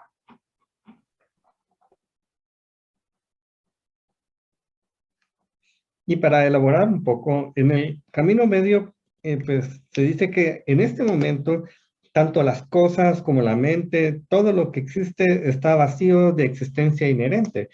Entonces, no hay nada que hacer ahí, porque no se puede cambiar la naturaleza de las cosas, porque ya están vacías de existencia inherente. Entonces, últimamente no hay nada que mejorar, no hay nada que empeorar, porque todo está libre de existencia inherente, está libre de la fijación de cualquier tipo de aferramiento. Entonces, todas las cosas no pueden ser cambiadas de ese estado de estar libres de existencia inherente.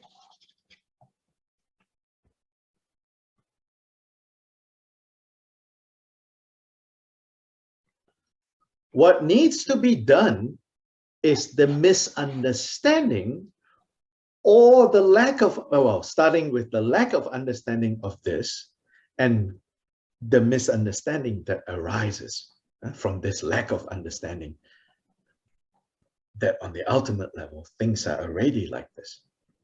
So what needs to be removed are all the misunderstandings, all the hang-ups, all the wrong views, all the crazy responses that arise in relation to not understanding this point. That's what needs to be removed. And that's a matter of the relative level.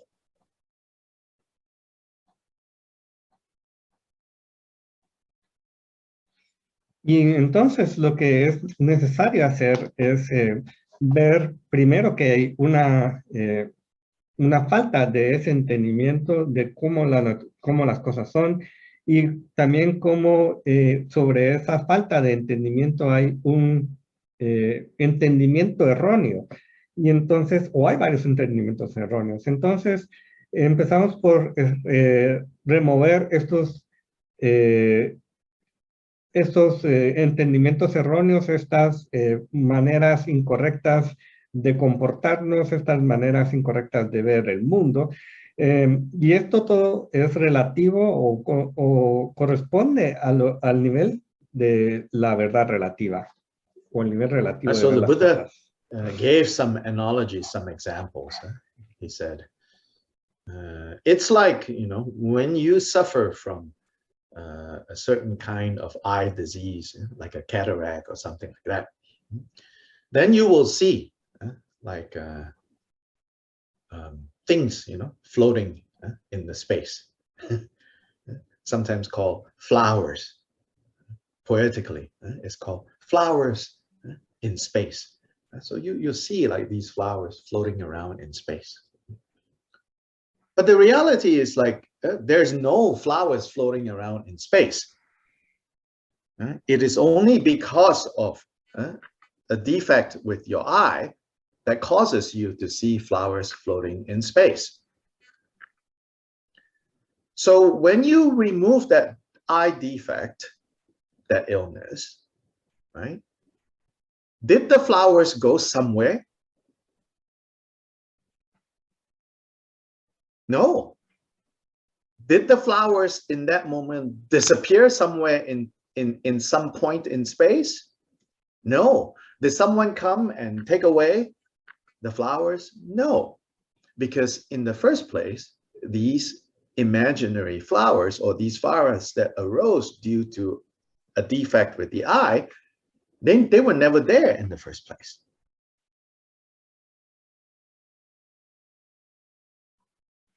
Y el Buda pues tiene algunas analogías, algunos ejemplos para poder explicar esto.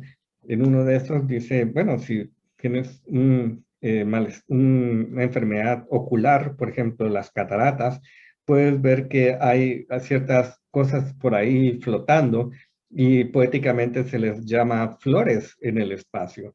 Entonces, en realidad no existen estas flores.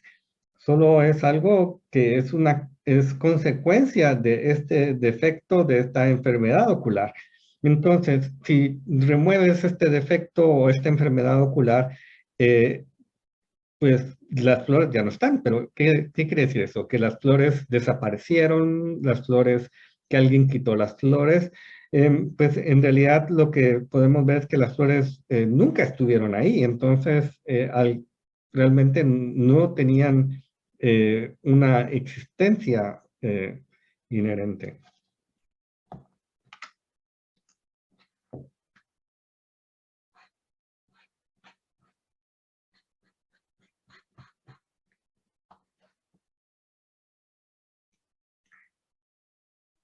So there's a very helpful comment by Victoria in the chat, so you all can read that. And that's exactly what the middle way view will say.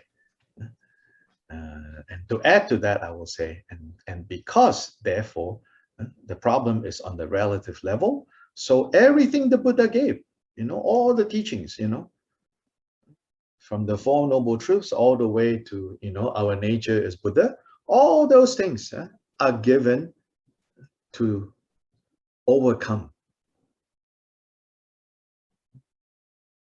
the unawakened perception.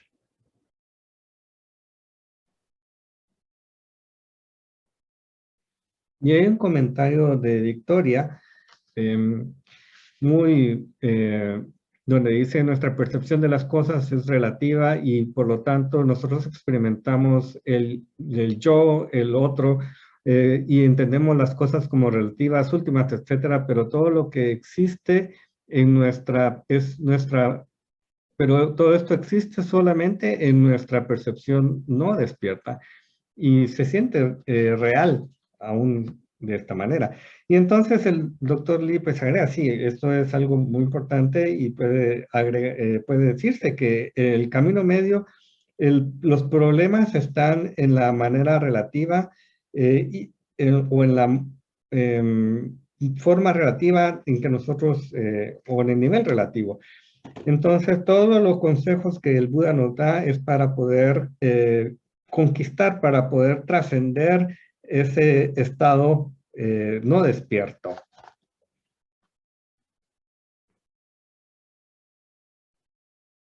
En el nivel relativo.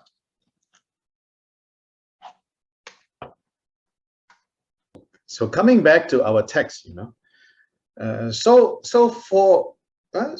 some will say, if you say that ultimately all beings are already in the state of Buddha, only on the relative level they are confused and wondering, then when someone becomes a Buddha, and if the state of Buddha and not Buddha is fundamentally the same, won't we have a problem of Buddhas at some other future point becoming not Buddhas again? In other words, these are those who are not comfortable with the idea that between Buddha and not Buddha is such a fine line in a way. They want to say, no, it's absolutely different. One is over there and one is over here. They are very concerned, that you don't confuse the two. And in a way, this point, even the opponent's point, so to say, has some value for us. Because some of us might get too carried away by samsara and nirvana is one. you know. I see that, you know, some of us think that we have such a high view. All samsara and nirvana is on the ultimate level the same. Then some of us make that mistake of saying, oh, ultimately they are the same. Oh, then we go continue our confusions in samsara, you know, create a whole bunch of mess. Yeah. Then we say, oh, it's all the same. Then that is wrong view, wrong approach. So in a way, you know, like we can appreciate this objection by seeing that maybe we should start by saying, oh, yes, confused existence is here, freedom from confusion is over there. We need to make very clear the difference. But the middle way will say, if we understand it in terms of relative and ultimate, then that takes us closer to the reality of things.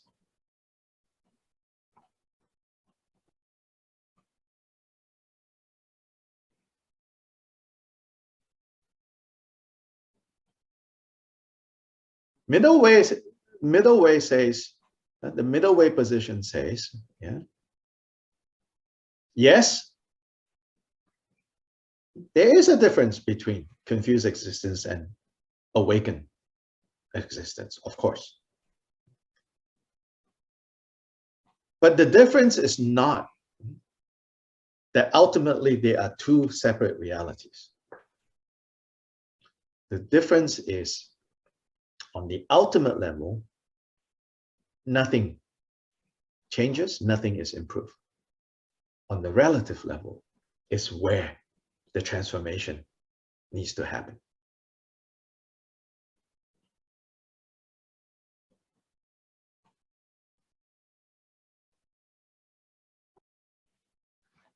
Y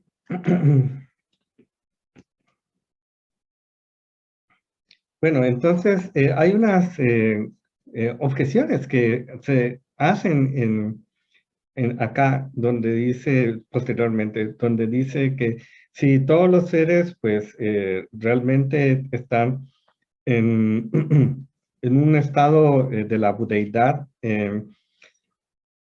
en el estado último, cuando perdón, que todos los seres no son diferentes cuando están en la verdad última, y eso lo que quiere decir es tanto los seres ordinarios como los budas, y que el estado de la budeidad, pues, si es alcanzado, por ejemplo, por alguna persona, entonces, pero todavía, digamos, de alguna manera coexiste en el estado relativo, el nivel relativo, entonces, ¿qué lo impide que de repente no deje de ser un Buda y se vuelva un ser ordinario de nuevo? Y esto pues puede ser una objeción que pueda venir de alguien que no se sienta muy cómodo con la idea de que existe una línea muy fina o casi no hay diferencia entre lo que es un ser ordinario y un Buda. Y que entonces quiere decir que absolutamente hay una diferencia entre lo que es el estado de la budeidad y lo que es el estado de un ser ordinario. Entonces hay una preocupación aquí que puede ser muy válida, que puede tener algún valor inclusive para nosotros mismos, porque muchas veces nosotros decimos, bueno, el samsara y el nirvana es lo mismo, y podemos pensar que esto es una visión sofisticada o muy alta, y podamos de alguna manera decir que cualquier cosa que se hace está también es tanto samsara y como nirvana, porque son lo mismo, y entonces creamos muchos problemas o muchas situaciones y nosotros pues digamos esto no importa porque esto es tanto samsara como nirvana. Entonces esto viéndolo de esta manera es una visión errónea, es una aproximación errónea a nuestra manera de ver las cosas. Entonces, podemos tratar de apreciar que esta otra objeción en donde se quiere hacer una clara diferencia entre el samsara y el nirvana puede tener algún cierto valor, ¿verdad? Pero al mismo tiempo también entender que el camino medio...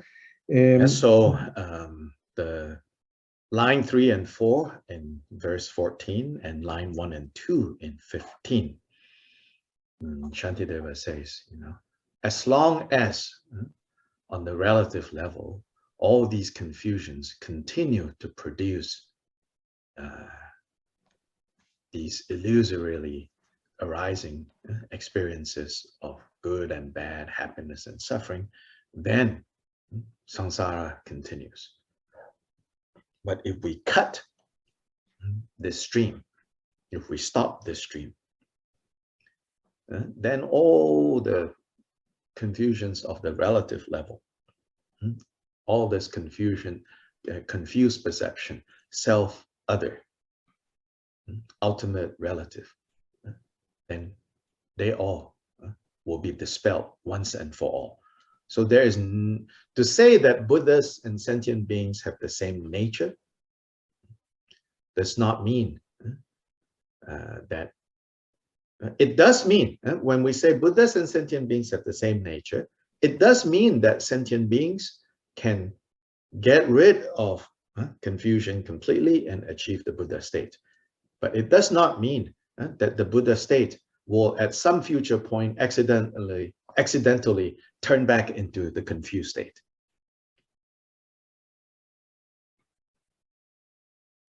Y entonces en el camino medio podemos entender que tanto la verdad relativa y última, si nosotros tenemos esa diferenciación, nos lleva más cercanamente a entender la realidad de las cosas.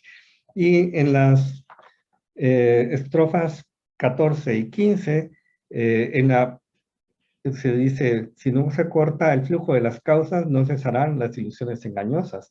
Pero cuando el flujo de las causas se interrumpe, no aparecen ni siquiera los fenómenos relativos. Entonces, acá Shantideva nos está hablando de que nosotros podemos cortar el flujo o pensar, bueno, cortar el flujo de las cosas que nos llevan a pensar entre uno mismo y otros como separados, entre la verdad relativa y, bueno, entre lo relativo y lo último como separados. Y cuando nosotros cesamos este flujo, entonces pues se llega al estado de la budeidad.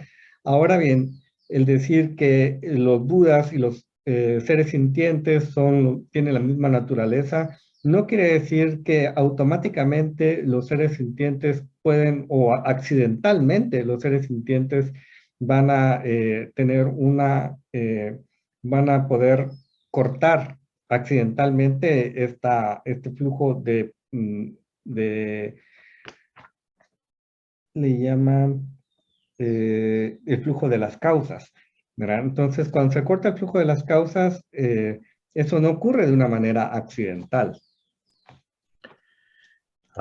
So here, today, we're going to end here because in the rest of verse 15, like verse 3 and 4, right? Shantideva switches to another objection, mid-verse.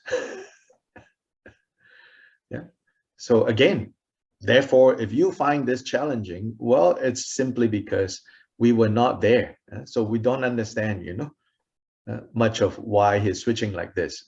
As I said, you try to imagine being there the first time he taught this. So he's looking at this side, one group of monks, he knows them, right? And he says, I know what you're thinking, you believe that samsara and nirvana are completely two different realities. Let me address that. Then you can almost kind of try to imagine over here, there's another group of monks raising their hands, wanting to object, and then he turns and he says, I know what you want to say, which is now he switches to those who say that everything is just the mind. Everything is just the mind. Everything that we experience is necessarily experienced by the mind. And what is being experienced is also a product of the mind. and therefore the mind is real. This last group wants to say everything about samsara is not real, and therefore only nirvana is real. Shantideva says, no. Too blunt, too imprecise. The next group wants to say, yes, everything is mind. Oh, yes, yes, we agree with you. And everything that we experience is a product of mind. Yes, yes, yes, we agree with you. But surely then mind must be what's real. Shantideva is going to say, Basically, in this section, what keeps coming up is some group wanting to say, so this must be truly real, and it can stand by itself. This must be what's real then. Shantideva is going to say, no, no, no, no, no. Why? Because whatever we assert to be real in the sense of like it can stand up by itself without contributing conditions, that is wrong view. In other words, everything is dependently arising, which is the other side of saying everything is empty. This is the middle way.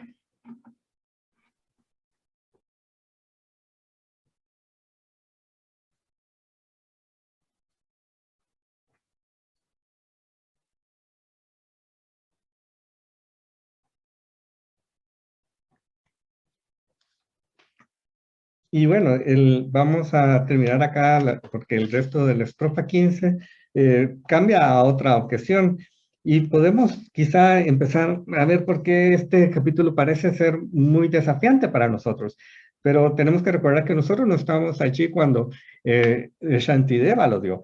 Porque en ese contexto podemos imaginarnos que Shantideva voltea a ver y mira a un grupo que dice, sí, yo sé, porque aquí podemos decir, en este caso, en esta última objeción, que todo es mente, que porque tanto lo que se experimenta como lo que lo experimenta es la mente misma. Entonces podemos decir que la mente es real, que es lo único que es real. Y, eso es una objeción que Shantideva pues, va a tratar ahora posteriormente. Y entonces recordemos que aquí pues puede ser que Shantideva busque y voltee a ver a ese grupo y en ese momento dice, yo sé lo que quieres decir, quieres preguntar sobre esto, quieres objetar esto, quieres afirmar esto. Y pues antes él lo que hizo pues decir a los anteriores, ¿verdad? Donde decían que lo que el samsara no era real, que solo el nirvana real, y entonces esa objeción pues fue lo que vimos anteriormente. Y luego está en este otro grupo que dice que todo es mente y por lo tanto lo que es real es la mente. Y entonces acá podemos ver que Shantideva lo que trata de hacer es atender o poder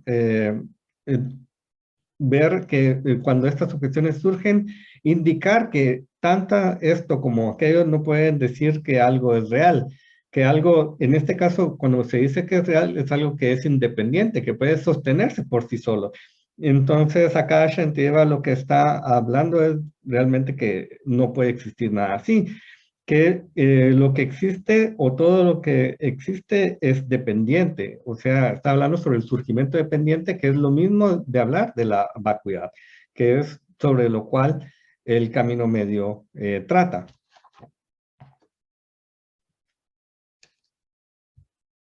Yeah, so it's helpful for us to have this kind of overview understanding that fundamentally what the middle way understanding is, everything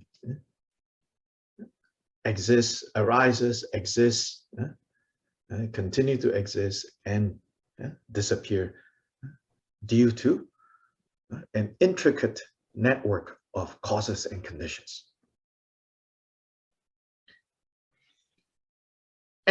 And this is just another way of saying, you know, it's illusory nature. They're saying the same thing. Which also means that whoever or whatever view that wants to say, oh, this is real, meaning this can stand by itself without interdependence. So the first group that Shantideva refutes is basically those who think all of this that I experience here, they are real. As in they can stand by themselves, in and of themselves, without causes and conditions. He refutes that. Then a more sophisticated view, oh, all of this is not real. Surely nirvana that the Buddha tells us we should arrive at, we should reach, is real. Surely nirvana must be real. Shantideva refutes that. Now, on Saturday, we will see another position, more sophisticated, but still, this habit, right? This desire to keep slipping in that something, you know, there must be something, you know, that can stand on its own 2 feet or 1 feet, so to say, single cause, right? It must be real. The third group is those who say mind must be real. Shantideva says, no. Mind must be that one thing that stands on itself, doesn't need anything else for to exist. In and of itself. Shantideva says, no, it cannot be.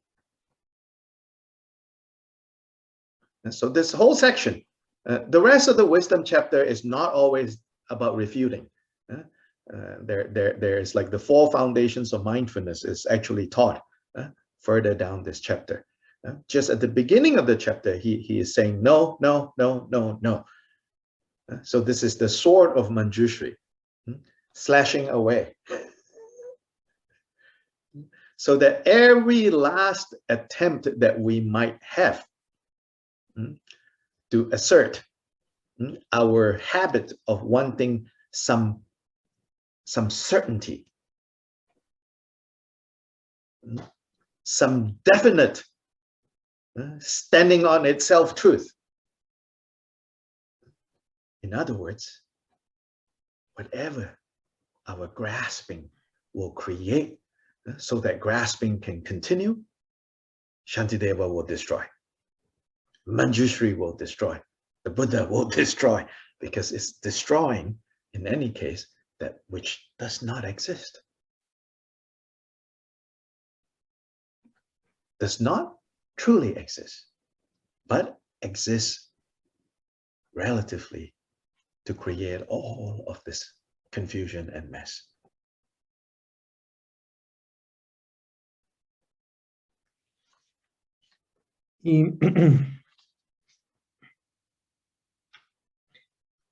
Y podemos entonces ver que la manera de ver el camino medio es para poderlo ver de una manera que nos puede ayudar a entender, es de que ver que todo surge, que todo mora y que todo desaparece debido a causas y condiciones. Entonces, por eso decimos que es de una naturaleza ilusoria. Y entonces cualquier otra visión que diga esto es real, que esto es independiente de otras causas, pues entonces es una visión incorrecta. Y entonces Shantideva se dedica a refutar todas estas visiones. Podemos ver que el primer grupo de personas que tienen una visión de esta naturaleza es que dicen que todo es real. El segundo grupo dice, bueno, no todo es real, pero el nirvana sí es real. Y el sábado pues vamos a ver este otro tercer grupo que puede ser un poco más sofisticado, en donde dice que lo que es real es la mente. Porque acá podemos ver que el deseo de, bueno, aquí la razón por la cual Shantideva refuta todas estas posiciones es porque nosotros tenemos un deseo de que exista algo que sea real, algo que pueda mantenerse en una sola causa, en una única causa.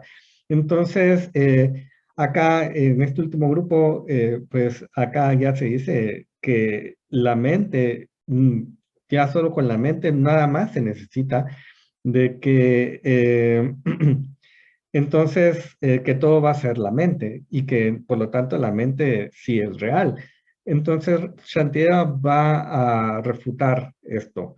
Ahora, hasta acá llegan las refutaciones. El resto del capítulo no se trata acerca de las refutaciones de otras visiones.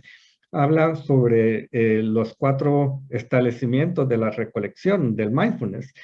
Y pues, pero volviendo un poco a esto, lo que tenemos que ver es de que Shantideva está tratando de refutar cualquier último intento que tengamos nosotros de aseverar, porque tenemos el hábito de buscar algo a lo cual aferrarnos, algo para que si nosotros nos aferramos a esto podamos continuar aferrándonos.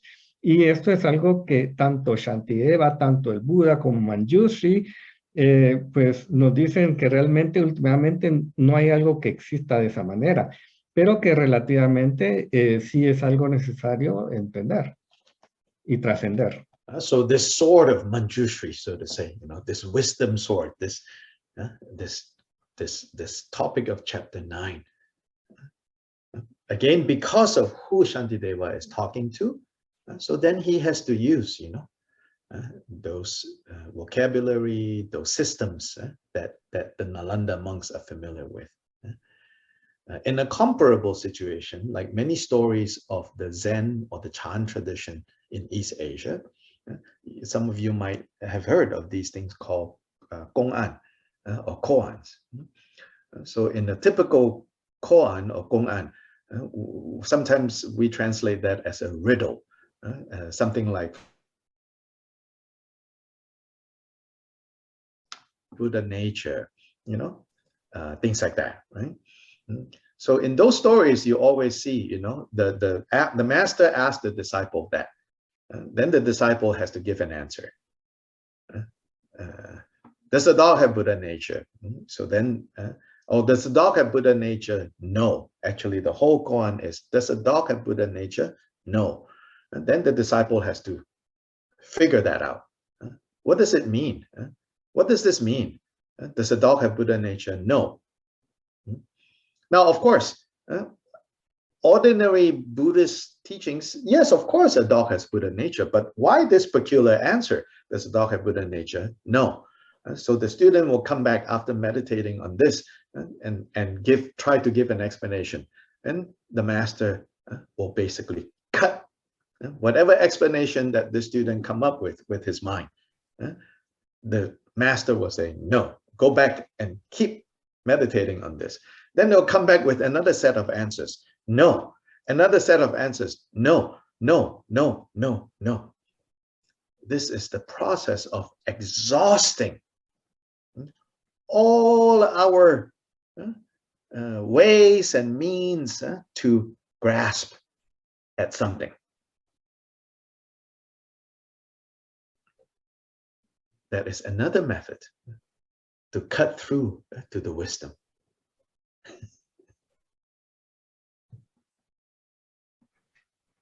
Y esta espada de Manjushri, esta espada de la sabiduría, que es lo que Shantideva utiliza en este capítulo, y aquí Shantideva utiliza el vocabulario, los sistemas filosóficos para los cuales, o de los cuales su audiencia está familiarizada. Entonces, pues es algo que él utiliza para poder cortar esas visiones erróneas. Ahora bien, hay otras tradiciones como el Zen o Chan, que utilizan Goans o Koans, que podríamos en alguna manera en Occidente traducir como acertijos. Y, por ejemplo, cuando le pregunta a un maestro, a su discípulo, ¿tiene un perro naturaleza búdica? Entonces, pues el discípulo va, medita sobre ello y regresa con el maestro y le dice, bueno, si el perro tiene una naturaleza búdica, ¿por qué tal cosa? Entonces el maestro le dice, no, estás equivocado, vuelve, regresa, medita. Entonces regresa el discípulo y le contesta otra cosa.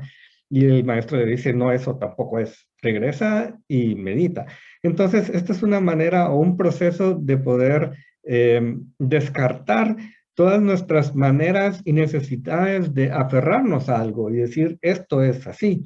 Entonces, esta es otra manera también de poder llegar a entender la sabiduría.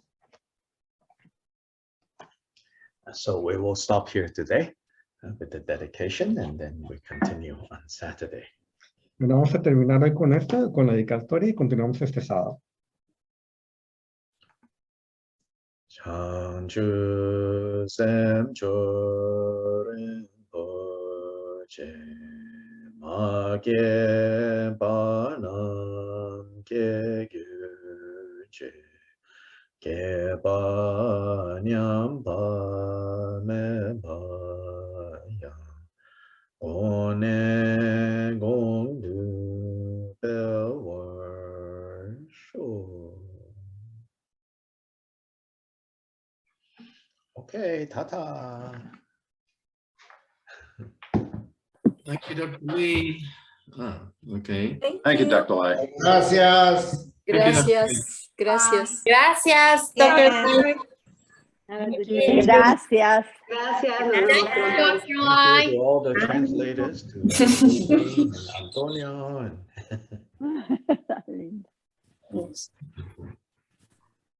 Gracias. Gracias, Antonio. Sí, gracias, Antonio.